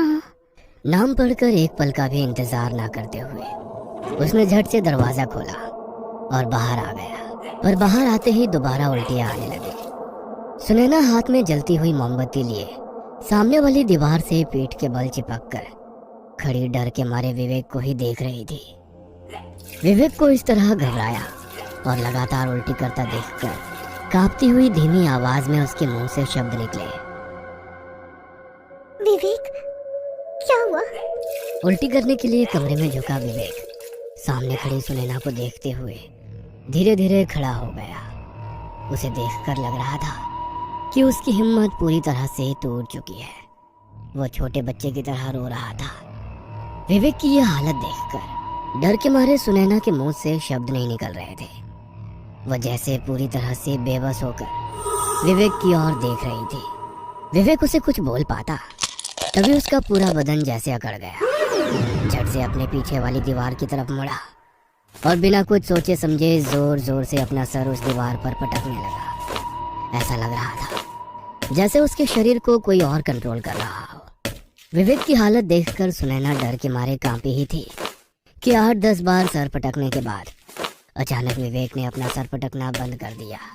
उस दीवार से नीचे बहने वाली खून की बूंदों की तरफ देखते हुए एकदम शांत खड़ा हो गया। वह खून को देखकर अजीब तरह से मुस्कुराने लगा। रोती हुई सुनैना की आवाज कानों पर पड़ते ही उसने झट से अपनी गर्दन उसकी तरफ घुमाई। उसका वो डरावना रूप देखकर सुनैना सिहर उठी। उसके सर पर बड़ा सा घाव बना था जिससे लगातार बहता खून उसके चेहरे से नीचे कपड़ों तक पहुंच गया। वो कुछ सेकंड वैसे ही सुनैना को घूरता रहा। उसका दहशत भरा रूप देखकर सुनैना डर के मारे कांपने लगी। वो वहां से भागना चाहती थी। वो इतनी दहशत में थी कि उसके हाथ में पकड़े मोमबत्ती का मोम पिघलकर उसके हाथ पर आ गया था। वह सिर्फ विवेक पर ही नजरें गड़ाई खड़ी थी। सुनैना की तरफ देखते हुए विवेक ने एकदम से अपनी गर्दन गोल गोल घुमानी शुरू की। मोमबत्ती की धुंधली रोशनी में खून से तरबतर विवेक की वो हरकत इतनी डरावनी लग रही थी कि किसी भी आम इंसान को दिल का दौरा पड़ जाए। अगले ही पल उसने अपनी गर्दन घुमाना बंद किया और छत की तरफ देखने लगा। जैसे छत पर कुछ था। उसकी नजर धीरे धीरे छत से दीवार पर आकर टिकी। सुनैना भी उसी तरफ नजरें गड़ाए गौर से देखने लगी, पर शायद उसकी आंखें वो देख रही थी जो सुनैना को नजर नहीं आ रहा था।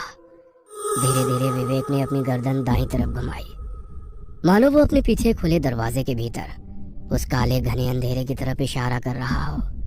सुनैना अपने मुंह पर हाथ रखकर सिर्फ रोए जा रही थी। उसकी तेज सांसों से एकदम मोमबत्ती की लौ फड़फड़ाती कि तभी विवेक ने झट से अपनी गर्दन घुमाकर सामने खड़ी सुनैना की तरफ देखा। माथे पर बने जख्म से निकलने वाला लाल गाढ़ा खून उसकी आंखों में उतरकर मुंह में चला गया था। सुनैना की डरी सहमी आंखों में देखते हुए उसने अपने बाएं हाथ की कलाई दांतों में पकड़ी और बिना कुछ सोचे समझे अपने दांत हाथ की कलाई के मांस के भीतर खस करके घुसेड़ दिए। विवेक की ये वैसी हरकत देखकर सुनैना की आंखें फटी की फटी रह गई। वह कुछ समझ पाती कि अगले ही पल जैसे कोई जंगली जानवर अपने शिकार के शरीर का मांस नोचता है, उसी तरह अपने हाथ के मांस का टुकड़ा दांतों से नोचकर निगल दिया। हाथ की नसें कटते ही लाल गाढ़े खून का एक उबाल निकलकर जमीन पर बहने लगा। नीचे की जमीन लाल खून से लथपथ हो गई थी। सुनैना इस भयानक हादसे से संभल पाती कि तभी विवेक को किसी ने झट से दोबारा उसी कमरे के अंदर खींच लिया। अपनी आंखों के सामने घटी इस खौफनाक घटना ने मानो सुनैना का दिल गले तक आ गया था। जैसे किसी हादसे ने इंसान की सोचने, समझने और सुनने बोलने की ताकत खत्म हो जाती है और वो अपनी आंखें अनजान चीज पर गड़ाए बिना हिले वैसे ही सुनैना पड़ गई थी, जैसे वो कोमा में हो। वो कौन है, कहाँ है, इसका कोई अंदाजा नहीं था। शायद उसका दिमाग जरूरत से ज्यादा डर बर्दाश्त कर रहा था, पर अब दीवार के सहारे खड़ी जिंदा लाश की तरह उसकी आंखें सामने वाले कमरे के भीतर फैले काले गहरे अंधेरे में कहीं टिकी हुई थी। उस कमरे का दरवाजा अभी भी खुला था। कुछ सेकंड तक सब कुछ शांत रहा, जैसे किसी बड़े धमाके के बाद कानों के भीतर एक सन्नाटे की गूंज कायम रहती है, उसी तरह सब शांत था। तभी मोमबत्ती से पिघला मोम हाथ पर गिरा और वो दोबारा होश में आई। उसकी नज़र दरवाजे के बाहर जमीन पर गई और झट से याद आया कि विवेक को किसी ने इस कमरे में खींच लिया था। थोड़ी हिम्मत जुटाकर उसने कमरे की तरफ पहला कदम बढ़ाया ही था कि तभी उस कमरे के भीतर फैले काले गहरे अंधेरे से विवेक की दर्द से कराने की आवाज़ उसके कानों में गूंजने लगी। कांपते हुए हाथों से उसने अपने पॉकेट से एक और दूसरी मोमबत्ती निकालकर जलाई और जमीन पर एक जगह रख दी और एक मोमबत्ती हाथ में लेकर धीरे धीरे दरवाजे की तरफ बढ़ने लगी। विवेक अभी भी कराह रहा था। विवेक की वह दर्द से कराने वाली आवाज सुनकर सुनैना भी सिसक सिसक कर रोने लगी।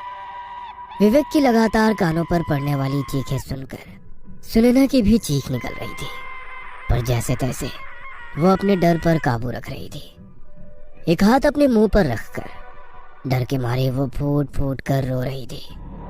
उस अंधेरे कमरे में इतनी डरावनी आवाज आ रही थी मानो कोई विवेक की हड्डियां तोड़ रहा हो, और उस जानलेवा दर्द के मारे विवेक जानवरों की तरह चिल्ला रहा था।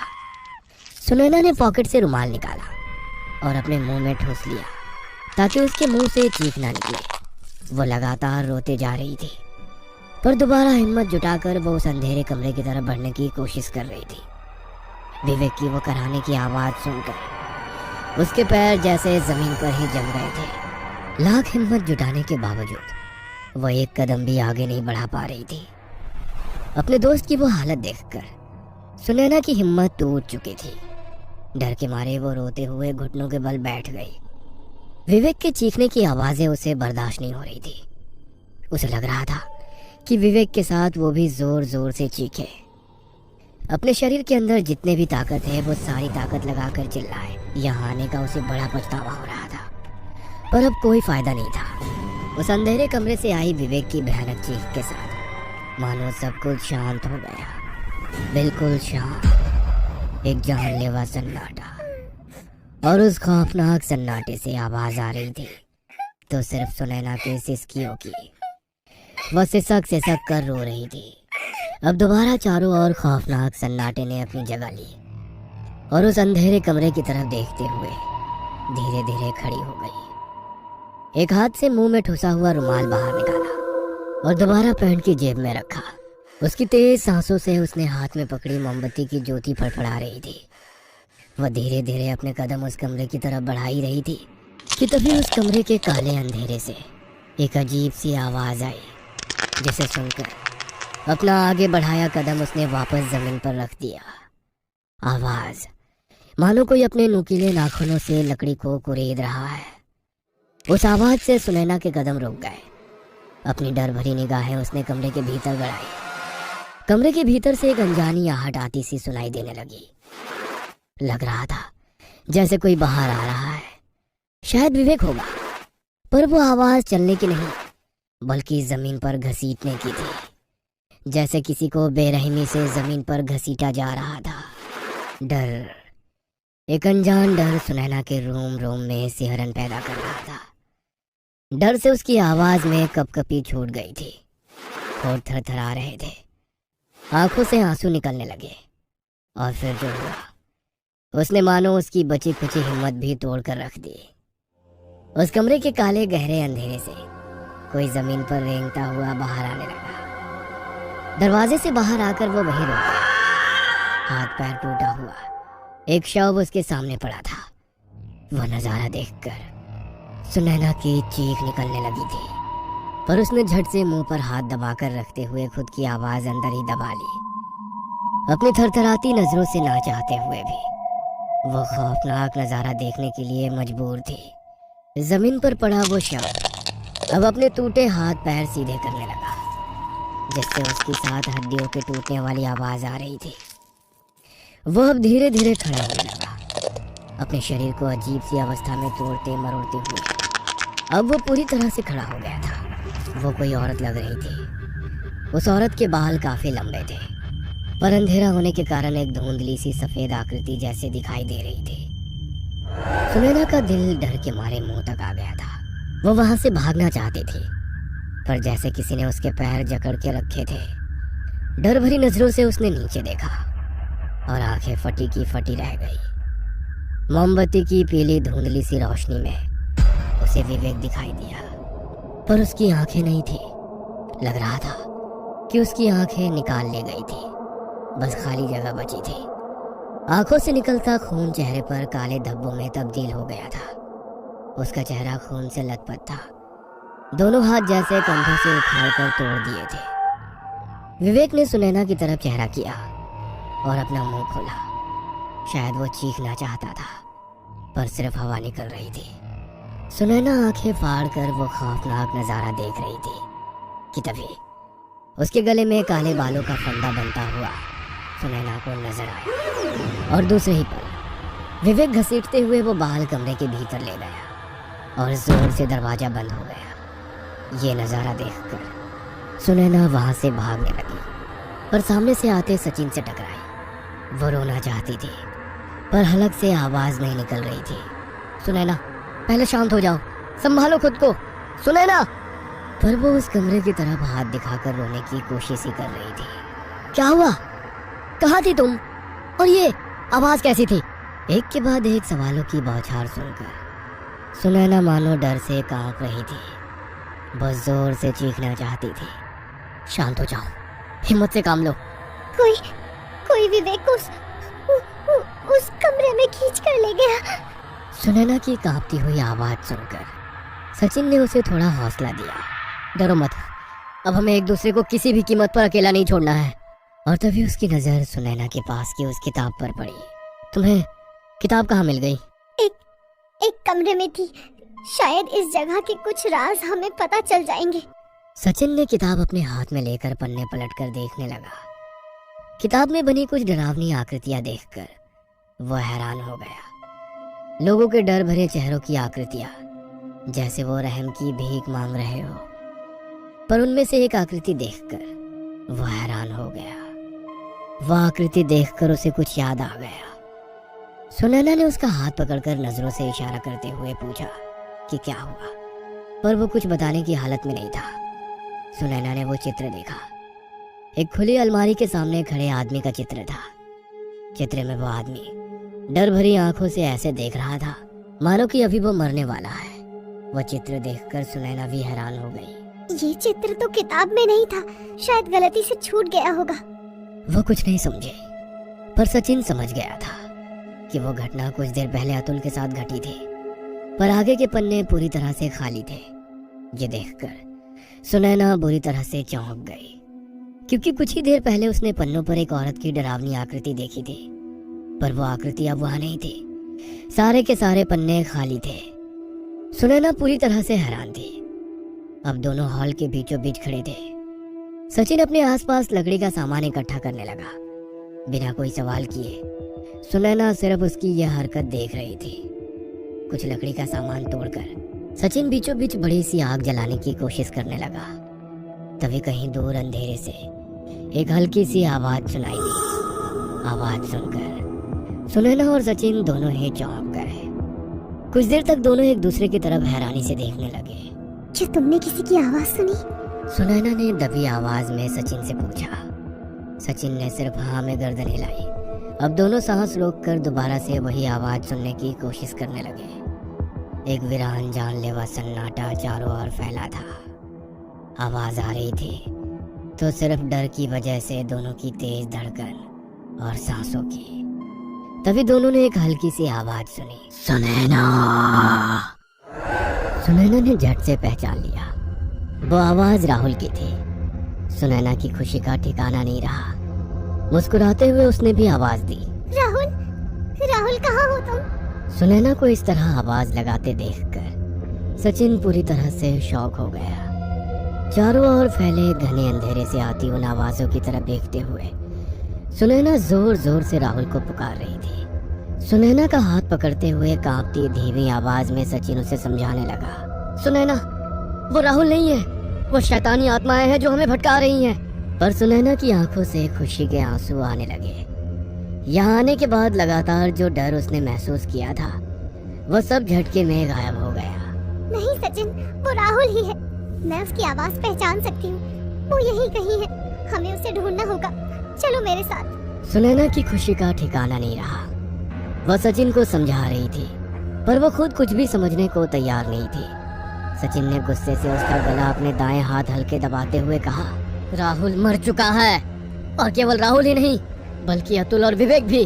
और इतना ही नहीं, और भी कई लोग यहाँ पर इसी तरह फंसकर मारे गए हैं। अब यहाँ सिर्फ हम दोनों जिंदा बचे हैं, और अगर जिंदा रहना है तो हमें सूरज निकलने तक इसी जगह रोशनी में रुकना होगा। सचिन ने उसका गला अभी भी वैसे ही दबाए रखा था। उसकी बात सुनकर सुनैना फूट फूट कर रोते हुए धीमी आवाज में बोली, मेरा राहुल नहीं मर सकता। तुम झूठ बोल रहे हो। मैं उसकी आवाज सुन सकती हूँ। वो मुझे आवाज लगा रहा है। सुनैना को इस तरह रोता देखकर सचिन को भी रोना आ रहा था। खुद पर काबू रखते हुए कांपती हुई आवाज में वो समझाने लगा, सुनैना, यही सच है, सब मर चुके हैं। बोलते हुए उसने सुनैना का गला छोड़ा और जमीन पर रखी वो किताब उठाकर उसके पन्ने पलटने लगा। कुछ पन्ने पलटकर उसने एक पन्ना दिखाया जिस पर अलमारी के सामने खड़े एक डरे सहमे इंसान की आकृति थी। उस चित्र को देखते हुए सचिन ने कहा, जिस भी इंसान को वो आत्मा इस जगह मार देती है उसका चित्र इस किताब में बन जाता है। अतुल इसी अलमारी से गायब हुआ था। उसने अगला पन्ना पलटा और एक दरवाजे के पास खड़े खून से लथपथ इंसान का चित्र था। चित्र में उस इंसान के माथे पर गहरा घाव बना था और चेहरे पर डर साफ साफ नजर आ रहा था। सुनैना ने पहचान लिया, वो विवेक था जो इसी तरह एक कमरे के बाहर दरवाजे के पास खड़ा था और झट से किसी ने उसे कमरे के अंदर खींच लिया और वो दरवाजा बंद हो गया। एक और पन्ना पलटा और सुनैना वो चित्र देखकर दंग रह गई। एक जमीन पर पड़े इंसान का चित्र था। वह बिल्कुल राहुल की तरह दिख रहा था। उसके पास कोई मांस खाने वाले, रेंगने वाले कीड़े दिखाई दे रहे थे। मतलब किसी कमरे में राहुल की लाश सड़ रही थी। उसकी तरफ देखते हुए सचिन बोला, अब तक जिन लोगों की जान इस कमरे में गई है उनके हाथ से बनाए चित्र इस किताब में बन जाते हैं। राहुल जिंदा नहीं, ये बात सुनैना बर्दाश्त नहीं कर पा रही थी। हमें उस इंस्पेक्टर की बात मान लेनी चाहिए थी। हमें ऐसी जगह नहीं आना चाहिए था जिसके बारे में हमें सच में कुछ भी पता ना हो। अगर हम राहुल को ढूंढने की गलती ना करते तो विवेक और राहुल आज जिंदा होते। मेरी वजह से उन बेचारों की जान गई है और अब हम खुद भी बुरी तरह फंस चुके हैं। वो आगे कुछ बोलता तभी एक अजीब सी आवाज दोनों ने साफ साफ सुनी, मानो जैसे कोई उनकी तरफ धीरे धीरे रेंगता घसीटता हुआ आ रहा हो। सुनैना डर के मारे सचिन की तरफ देखने लगी। दोनों भी डर भरी निगाहों से अपने चारों ओर देखने लगे। 3-4 मोमबत्तियों की हल्की रोशनी उस जगह फैली हुई थी जिससे सब कुछ धुंधला नजर आ रहा था। सुनैना ने हिम्मत जुटाकर सचिन से कहा, सचिन, हमें ज्यादा मोमबत्तियां जलानी होंगी और हो सके तो वो सामने पड़ी लकड़ियों में आग लगाकर जितना ज्यादा हो सके उजाला करना होगा। सुनैना की हिम्मत देखकर सचिन की भी हिम्मत आ गई। दोनों पूरे हॉल में कई मोमबत्तियां जलाकर रखने लगे। देखते ही देखते उन्होंने 20 से 25 मोमबत्तियां हॉल के भीतर जलाकर रख दी। अब पूरे हॉल में मोमबत्तियों की पीली रोशनी से काफी उजाला हो गया था। दोनों अब हॉल के बीचों बीच रखी उन लकड़ियों को जलाने के लिए कागज के टुकड़े जमा करने लगे। चारों ओर एक गहरा सन्नाटा फैला था। अब वो सारी अजीब अजीब आवाजें आनी बंद हो गई। सचिन ने कुछ कागज के टुकड़े इकट्ठे किए और जमा की हुई लकड़ियों के पास गया एक जली हुई मोमबत्ती से वो कागज जलाने की कोशिश करने लगा। सुनैना दीवार के सहारे बेबस बैठी सचिन की हरकतों को चुपचाप देख रही थी। अब उन्हें वक्त का कोई अंदाजा नहीं था। न उनका मोबाइल चल रहा था, न उनके कपड़ों पर लगे कैमरा। शायद इस जगह इलेक्ट्रॉनिक डिवाइस कुछ देर काम करना बंद कर देते हैं। अब उन्हें किसी भी कीमत पर इसी जगह रुककर सूरज निकलने का इंतजार करना था। पर वक्त मानो कछुए की तरह धीरे धीरे आगे बढ़ रहा था। सचिन ने मोमबत्ती से कागज जलाया और लकड़ियों के बीच अंदर सरकाने लगा कि तभी सामने वाली सीढ़ियों से कुछ अजीब सी आवाज आने लगी। डर के मारे सुनैना ने सीढ़ियों की तरफ देखा और धीरे से आवाज दी, सचिन। उसने सुनैना की तरफ देखा। सुनैना की नजरें सीढ़ियों की तरफ थी। उसने भी सीढ़ियों की तरफ अपनी नजरें घुमाई, लेकिन सीढ़ियों पर काफी अंधेरा होने की वजह से कुछ भी साफ दिखाई नहीं दे रहा था। पर जैसे कोई उस लकड़ी की सीढ़ियों से अपना जिस्म घसीटता हुआ नीचे ला रहा था। अब वो घसीटे जाने की आवाज धीरे धीरे तेज होने लगी।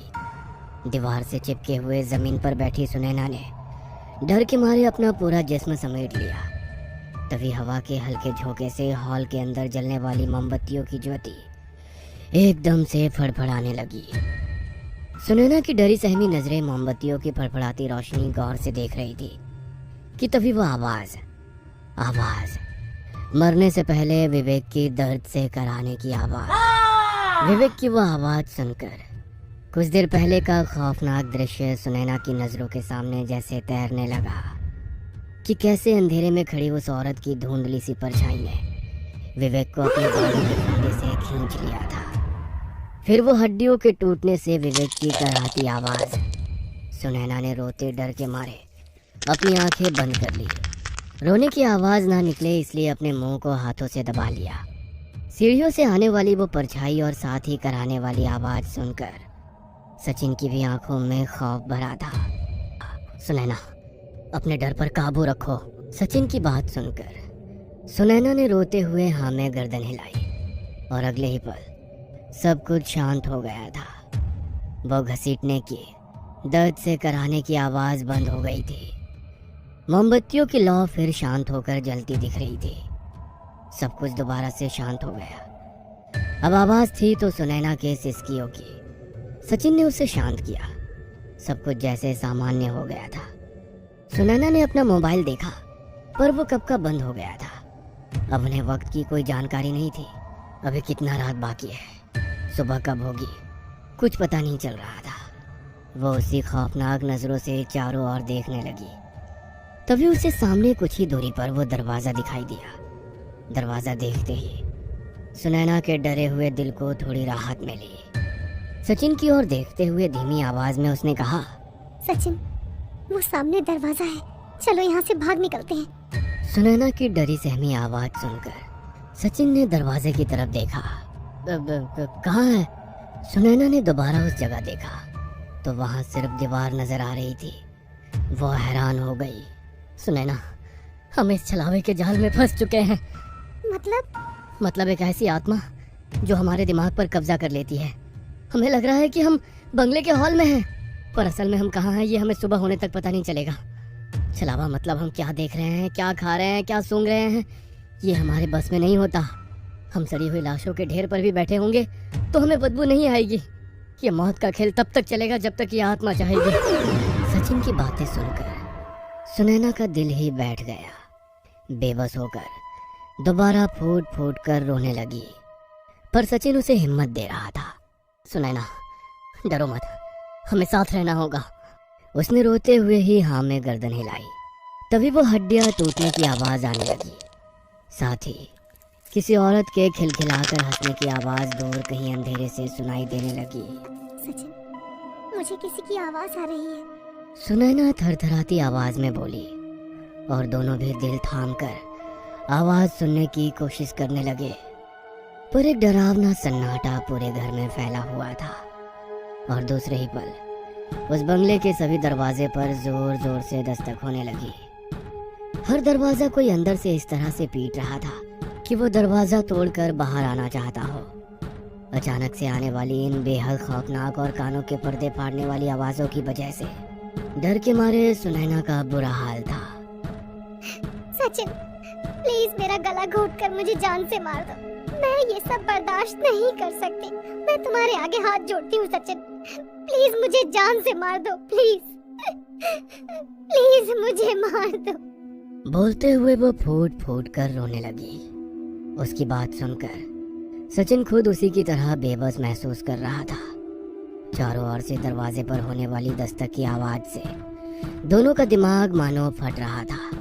लग रहा था जैसे कोई भारी भरकम हथौड़े से उनके सर पर लगातार वार कर रहा हो, और उस वजह से कुछ ही देर में उनका दिमाग किसी पके हुए हरे खरबूजे की तरह फटकर चिथड़े चिथड़े हो जाएगा। सुनैना ने अपने दोनों कान कसकर बंद कर लिए, फिर भी वो आवाज उनके दिमाग को लाल चींटियों की तरह कुरेद रही थी। अब वो मंजर उसकी बर्दाश्त के बाहर हो गया। उसके अंदर की ताकत बर्दाश्त करने की सीमा खत्म हो गई। अपने शरीर में जितनी ताकत थी उतनी सारी ताकत लगाकर सुनैना जोर जोर से चीखने लगी। उसे चिल्लाते हुए देख डर के मारे सचिन का दिल ही बैठ गया। उन सारी आवाज से मानो उसका दिमाग फटने लगा। डरी सहमी आंखों से वो चारों ओर बेबस नजरों से देखता रहा। तभी दूसरे ही पल बंगले के सभी कमरों के सारे दरवाजे एक झटके में खुल गए। हर कमरे से आने वाली तेज हवा ने जितनी भी मोमबत्ती जल रही थी उन सबको झटके से बुझा दिया। अब दर्दनाक चीखों के साथ एक काला घना गहरा अंधेरा उस बंगले के भीतर अपना साम्राज्य कायम कर चुका था।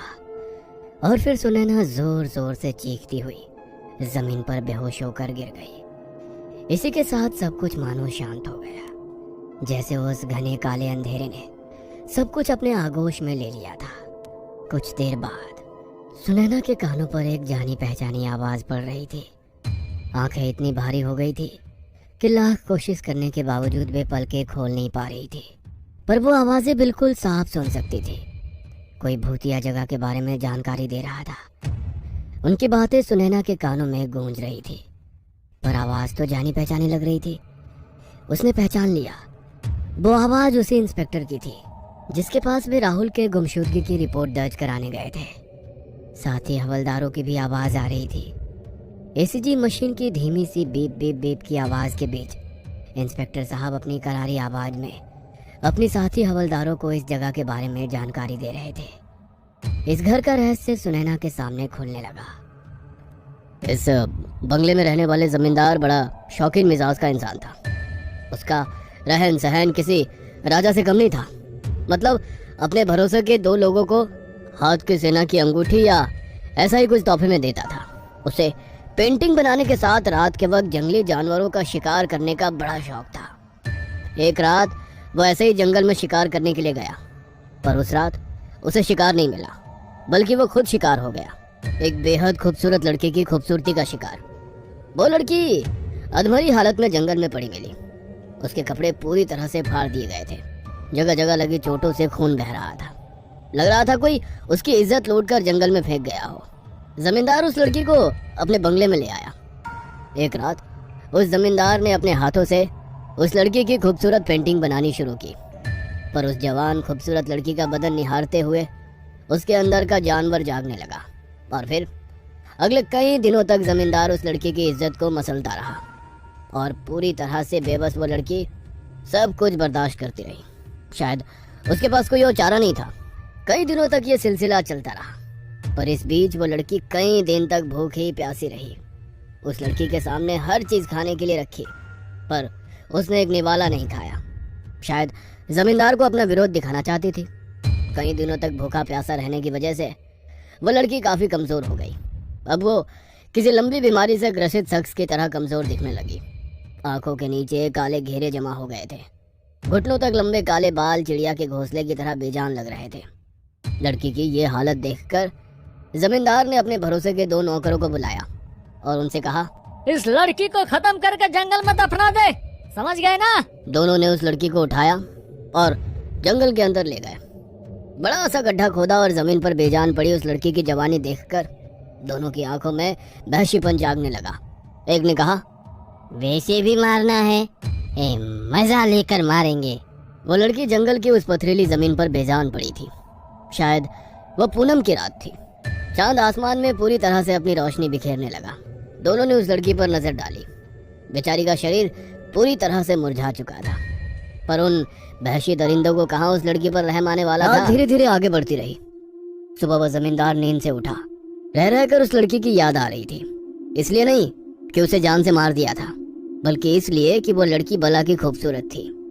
टेबल पर रखा सिगरेट का पैकेट उठाया, एक सिगरेट जलाई और लंबा कश लेते हुए उसकी नजर अपने कमरे के दरवाजे पर गई और थोड़ा हैरान हो गया। उसके कमरे का दरवाजा खुला ही था। उसे अपने बाथरूम से आवाज आ रही थी, जैसे कोई बाथरूम में नहा रहा हो। वह हैरान होकर बाथरूम की ओर गया। आधे खुले दरवाजे से झांक कर देखा तो एक लड़की बाथरूम में नहा रही थी। शावर का ठंडा पानी जिस्म पर पड़ते ही उसका गोरा बदन सिहर उठता था। काफी खूबसूरत थी लड़की। शायद उसके नौकरों ने अपने मालिक के लिए एक और लड़की का इंतजाम किया था। कुछ देर तक वो उस लड़की का गोरा पानी से भीगा हुआ बदन निहारता रहा और बिना आवाज किए बाथरूम के अंदर गया। उसके गीले बालों को हाथ से एक तरफ कर धीरे से उसके गोरे भीगे हुए नाजुक कंधों को अपने होठों से चूमते हुए कहा, किसी अप्सरा की तरह सुंदर हो तुम। जमींदार की ये बात सुनकर वो लड़की पीछे मुड़ी और उसे देखकर मानो उस जमींदार के पैरों के नीचे से जमीन खिसक गई। ये कैसे हो सकता है? ये वही लड़की थी जिसे जान से मारने के लिए कल रात जंगल ले जाया गया था, पर उसका बदन, कल मुरझा हुआ बदन काफी निखर चुका था। जो कल तक सूखे पेड़ की तरह दिखाई दे रही थी, वो लड़की जैसे फिर से तरोताजा हो गई। पर एक रात में इतना फर्क। उसने लड़की को नीचे से ऊपर देखते हुए हैरानी से पूछा, तुम ठीक कैसे हो गई? वो लड़की अपने मुंह में चिंगम की तरह कुछ तो चबा रही थी। जमींदार की बात सुनकर उसने अपने मुंह में पकड़ी वो चीज बाथरूम की फर्श पर थूक दी। उस चीज को देखकर उसके पैरों के नीचे से जमीन सरक गई। सफेद फर्श पर इंसानी हाथ की एक कटी उंगली थी और उस उंगली में वही अंगूठी थी जो जमींदार ने अपने नौकर को इनाम में दी थी। उस लड़की का मुंह अभी भी खून से सना हुआ था। ये दृश्य देखकर जमींदार डर के मारे कांपने लगा। उस लड़की ने जमींदार की तरफ देखते हुए कहा, जिंदा रहने के लिए मुझे खून की जरूरत पड़ती है। पहले जानवरों के खून से अपनी भूख मिटाती थी, गांव के पालतू जानवरों का खून पी जाती थी। पर एक दिन गांव वालों को पता ही चल गया और मुझे खूब मारा, घायल किया और हाथ पैर बांधकर जंगल में जंगली जानवरों का निवाला बनने के लिए छोड़ गए। और तुम मुझे यहाँ ले आए। पहले सोचा तुम्हें मारकर अपनी भूख मिटाऊं, पर इरादा बदल दिया और अपनी भूख को बढ़ने दिया। भूख जितनी ज्यादा बढ़ेगी, उसे मिटाने में उतना ही ज्यादा मजा आएगा। कल तुम्हारे नौकरों के खून से भूख मिटाई। वो इंसानी खून जानवरों के खून से ज्यादा स्वादिष्ट लगा। एक अजीब सा नशा है इस खून में। आज के बाद तू मुझे खून ला कर देगा और याद रख, जिस दिन मुझे इंसानी खून नहीं मिला, उस दिन तेरे खून से अपनी भूख मिटाऊंगी। उस लड़की की बातें सुनकर जमींदार जैसे पागल होने लगा। डर के कारण फटी हुई आंखों से उस लड़की की तरफ देखते हुए बोला, पर तुम तो इंसान जैसा दिखते हैं। जमींदार समझ गया कि वो लड़की इंसान के रूप में खून पीने वाली पिशाचनी थी। कुछ दिन ऐसे ही चलता रहा। आसपास के गांव के कुछ लोग अचानक से गायब होते थे और उनकी लाशों के कुछ हिस्से जंगल में मिलते। लोगों को लगा शायद जंगली जानवर का काम होगा, पर यह रहस्य ज्यादा दिन तक छुपा नहीं रहा। उस रात काफी तेज हवाओं के साथ बरसात हो रही थी। जमींदार ने एक आदमी को बंगले की सफाई के लिए बुलाया था। जमींदार ने उसे कमरे की सफाई के लिए जाने को कहा और फिर जो उस आदमी ने देखा, वो किसी तरह जान बचाकर भागा और गांव वालों को इस बात की जानकारी दी। गांव वाले गुस्से में आग बबूला हो गए। लाठी डंडे जलती हुई मशाले लेकर सब उस जमींदार के बंगले की तरफ चले गए। जमींदार के साथ बंगले को भी जलाकर राख करने वाले थे, पर ऐसा हो न सका। उस रात मूसलाधार बारिश हुई थी। बारिश की वजह से मसाले बुझ गए, पर लोग रुकने वाले नहीं थे। लोगों से बचने के लिए जमींदार ने घर के सभी लाइट दिए सब बुझा दिए। उस पिशाचनी को उठाकर वो अपने खुफिया कमरे के अंदर गया। उस वक्त वो पिशाचनी मदहोशी की हालत में थी। लोगों ने दोनों को बहुत ढूंढा, पर कहीं सर से पांव तक सिहर उठी। एक झटके में दिमाग ने जैसे काम करना बंद कर दिया था। उसने नजरें अपने चारों ओर घुमाई। वह अभी भी उसी घर के किसी अंधेरे कमरे में पड़ी थी। ये कैसे हो सकता है? अभी तो मैंने खुद को अस्पताल के बेड पर देखा था। तो फिर एक ही पल में सब कुछ कैसे बदल गया? वह सोच में पड़ गई और तभी सचिन की कही हुई बात याद आ गई। यह छलावा हमारे दिमाग के साथ खेलेगा, जैसे खूंखार जानवर अपने शिकार को खाने से पहले खेलता है। उसने जैसे तैसे अपने डर पर काबू रखा और आसपास नजरें घुमाने लगी। उस जगह काफी अंधेरा होने के कारण उसे कुछ भी साफ साफ नजर नहीं आ रहा था, पर आवाज ऊपर से आ रही थी। मतलब वो किसी तहखाने में फंसी थी। वह जिस भी जगह फंसी थी वहां पर सड़े हुए मांस की दम घुटने वाली बदबू के साथ ही मधुमक्खियों की धूं धूं वाली आवाज भी उसके कानों को अपाहिज बना रही थी।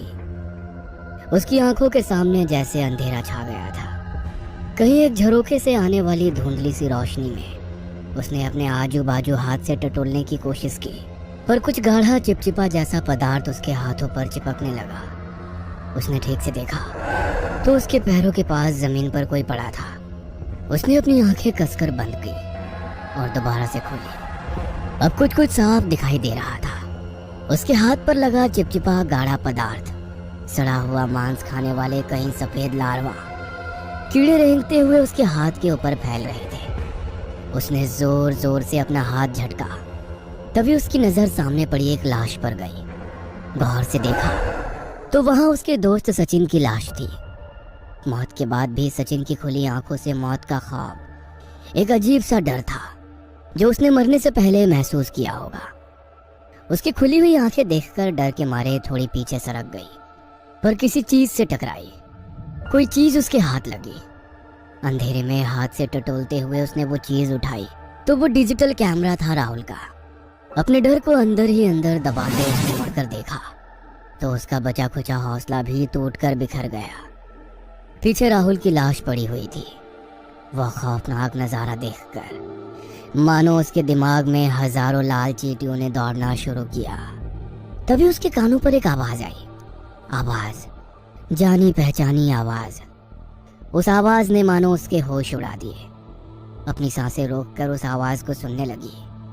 उसे अपने कानों पर यकीन नहीं हो रहा था, क्योंकि जो आवाज उसने सुनी थी वो पुलिस के कार के सायरन की आवाज थी। मतलब पुलिस उसे ढूंढती हुई इस जगह पर आई थी, पर उन्हें कोई नहीं मिला। पुलिस की कार अभी भी बंगले के बाहर ही थी, जो कुछ ही देर में चली जाएगी। उसने अपनी पूरी ताकत लगाई और जोर से चीखने लगी, पर जोर से होने वाले सायरन की आवाज से उसकी आवाज पुलिस तक नहीं पहुंची। उस छोटे झरोखे से आने वाली हल्की रोशनी से बाहर देखा तो बंगले के गेट के पास पुलिस वैन के पास एक और गाड़ी में मुंह पर मास्क पहनी एक लड़की दिखी। सुनैना ने झट से पहचान लिया, वो राधिका थी। मतलब राधिका ने पुलिस को सब कुछ बताया था और वही पुलिस को यहाँ पर लेकर आई थी। राधिका को कार में बैठा देखकर तहखाने के अंदर फंसी सुनैना जोर जोर से चीखने लगी, पर पुलिस के सायरन की आवाज कुछ ज्यादा ही तेज आ रही थी। लेकिन राधिका उस झरोखे की ओर देखते हुए अपनी कार से नीचे उतरी। जमीन के एक हिस्से पर गौर से देखते हुए वो धीरे धीरे आगे बढ़ने लगी। उस झरोखे से बाहर देखती हुई सुनैना समझ गई कि राधिका ने उसकी आवाज सुन ली है। सुनैना रोते हुए हाथ जोड़कर उसकी तरफ आती राधिका को देखे जा रही थी। पुलिस को ना सही, पर शायद राधिका को सुनैना की चीख सुनाई दी थी। मगर राधिका को इस तरह बंगले की ओर चलता देखकर वैन में बैठे पुलिस इंस्पेक्टर और हवलदार भी राधिका की तरफ ही देखने लगे। पुलिस वाले भी ये समझ नहीं पा रहे थे, इतनी रात में चुपचाप अपनी कार में बैठी राधिका उस बंगले की तरफ क्यों जा रही है। पर राधिका को इस तरह आते देखकर सुनैना के खुशी का ठिकाना नहीं रहा। खुशी से लगातार रो रही थी। उस झरोखे के पास आकर राधिका जमीन पर घुटनों के बल बैठकर उसी जगह देखने लगी जहां से सुनैना बाहर देख रही थी।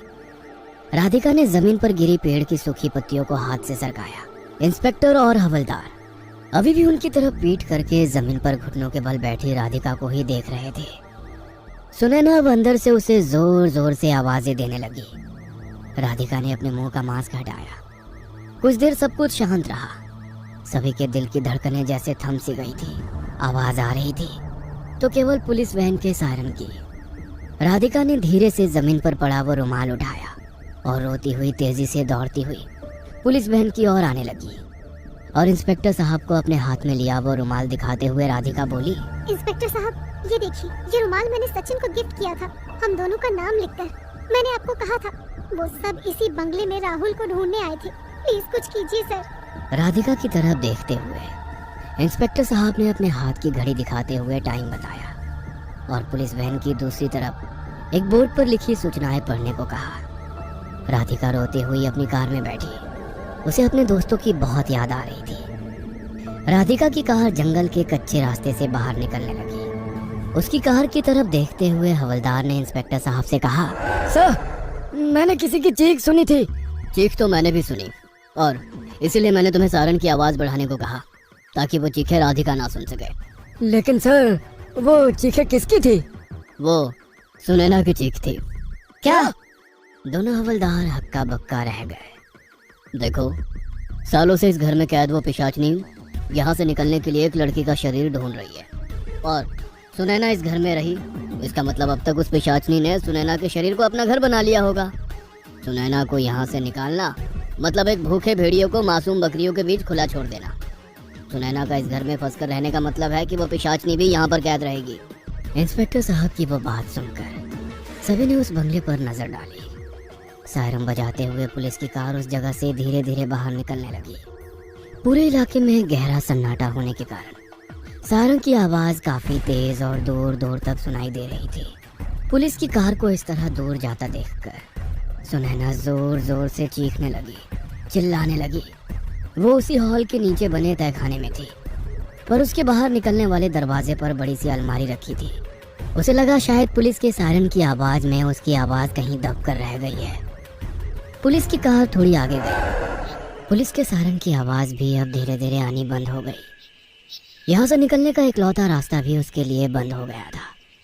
अब जमीन पर लेटी सुनैना उस झरोखे की तरफ देखते हुए सिर्फ आंसू बहा रही थी।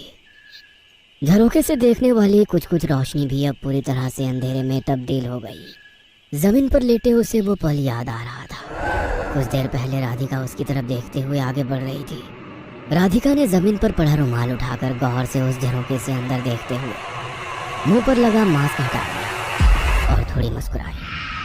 राधिका की वो हंसी देखकर सुनैना सन्न रह गई।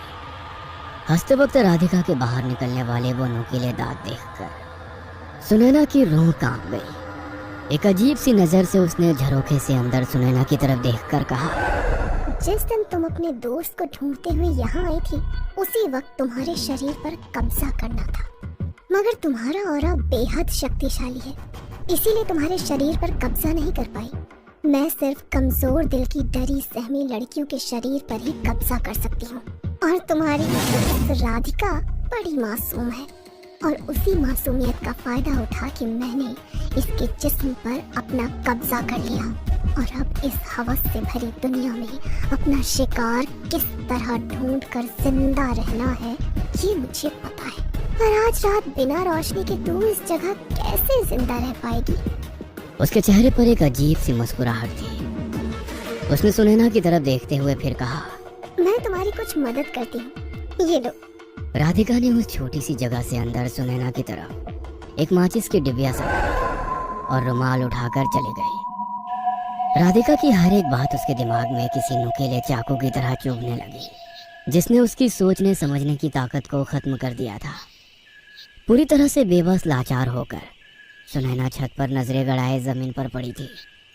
जैसे जैसे अंधेरा गहराने लगा वैसे वैसे उसी काले अंधेरे से एक अजीब सी आवाज आने लगी, पर अब उस तरफ देखने की सुनैना में बिल्कुल भी हिम्मत नहीं थी। राधिका ने दी हुई माचिस की डिबिया वहीं पास जमीन पर पड़ी थी, और पास ही में एक आधी जली मोमबत्ती।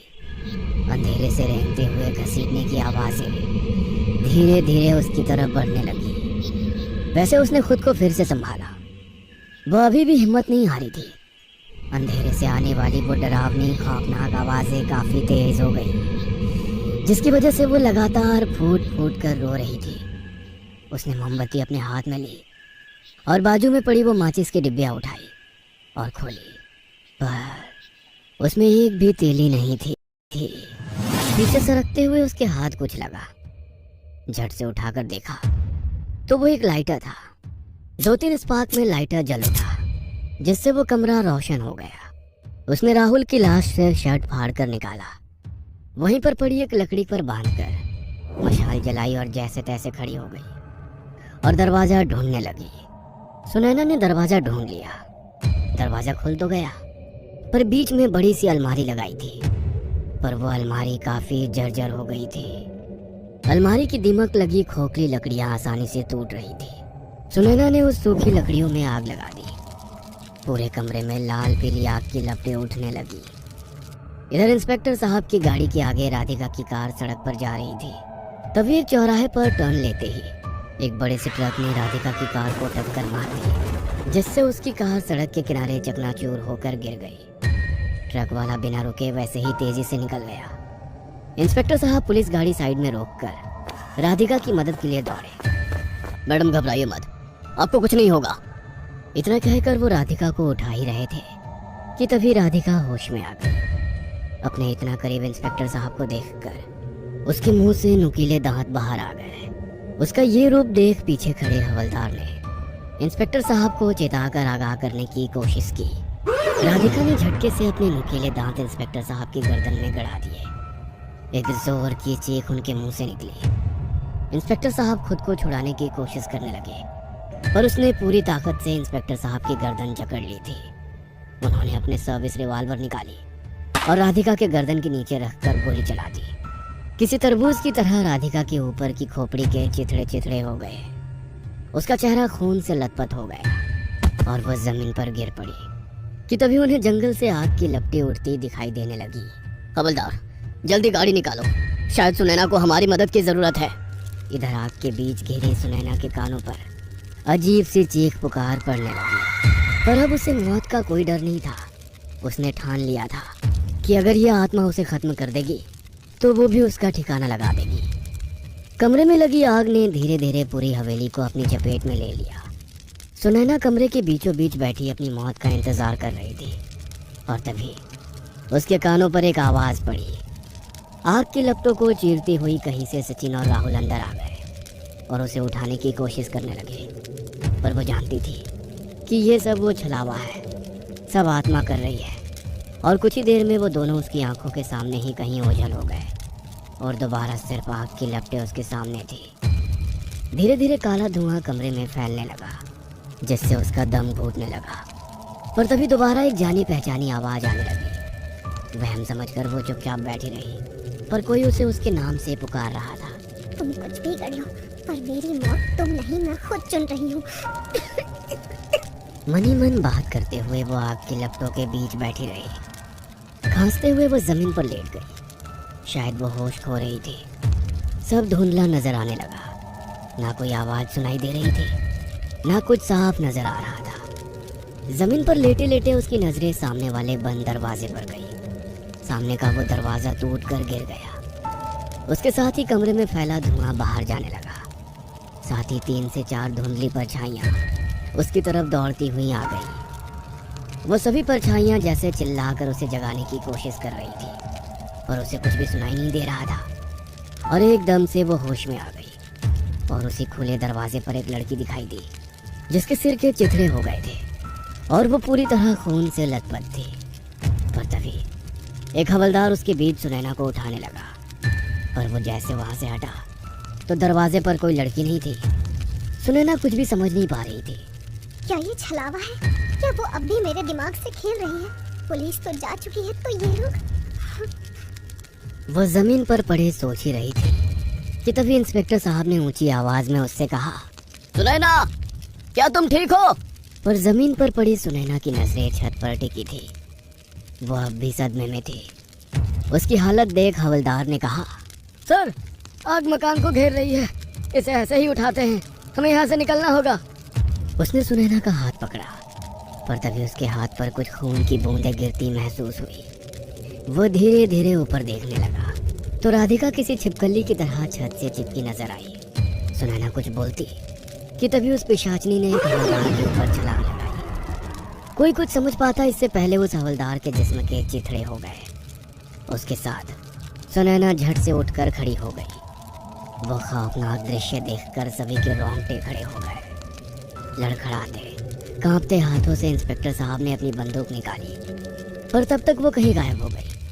चारों तरफ से एक खौफनाक हंसी की आवाज आ रही थी। इंस्पेक्टर साहब अपनी बंदूक का निशाना हर जगह लगाकर देख रहे थे। उनके साथ खड़ा हुआ हवलदार भी अब बुरी तरह घबरा गया था। चारों तरफ गूंजने वाली उस आवाज से मानो जैसे सिर में लाल चींटियां दौड़ने लगी। पर सुनैना बेखौफ थी, क्योंकि वह काफी कुछ बर्दाश्त कर चुकी थी। जो भी सूर्यास्त के बाद एक बार इस घर में आ जाता है वो पिशाचनी उसे जिंदा नहीं जाने देती। उसे हराने का बस एक ही तरीका है, हमें अपने डर को दिल से निकालना होगा। आग के लपटों ने पूरे घर को अपने आगोश में ले लिया था। सामने उस दरवाजे की तरफ देखकर सुनैना ने कहा, क्या आप दोनों सामने वाले उस दरवाजे को देख रहे हो या वो दरवाजा मेरे दिमाग का वहम है? वहाँ तो कोई दरवाजा नहीं है। हवलदार की डरी सहमी आवाज सुनकर इंस्पेक्टर साहब ने उसकी तरफ देखते हुए कहा, वहाँ दरवाजा है और मुझे नजर आ रहा है। इसका मतलब वहाँ दरवाजा है, पर अब वो पिशाचनी हवलदार साहब के दिमाग से खेल रही है। मतलब हमें जल्द से जल्द यहाँ से निकलना होगा। वो हमें निकलने नहीं देगी। हमें तहखाने में पड़ी लाशों में आग लगानी होगी। इतना वक्त नहीं है, क्योंकि कुछ ही देर में पूरा घर जलकर राख हो जाएगा। पर सुनैना पीछे मुड़ी। वो आग के लपटों के बीच से तहखाने में पहुंच गई। उसके पीछे इंस्पेक्टर साहब भी थे। आग से सब कुछ रोशन हो गया था। उसके सभी दोस्तों की आधी खाई गई लाशें अंदर पड़ी हुई थी। तभी वहां कोने में पूरी तरह से सड़ चुकी लाश नजर आई। शायद वो किसी औरत की लाश थी, जो साड़ी के बीच केवल हड्डियों का ढांचा बचा था।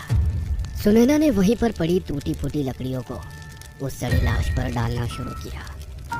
अब आग लगाने ही वाले थे कि तभी लकड़ियों के ढेर को तोड़कर वो पिशाचनी चीखते हुए खड़ी हो गई। और तभी ऊपर से लकड़ियां ढह कर उसके ऊपर गिर गई और उसकी भयानक चीख पुकार पूरे जंगल में गूंजने लगी। जैसे तैसे जख्मी हालत में सब उस घर से बाहर निकले। बाहर का इलाका आग से रोशन हो गया था।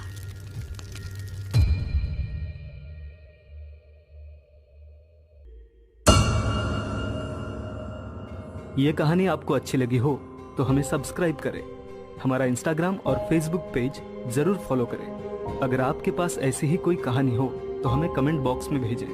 हम कोशिश करेंगे कि अगली एनिमेटेड स्टोरी आपकी होगी।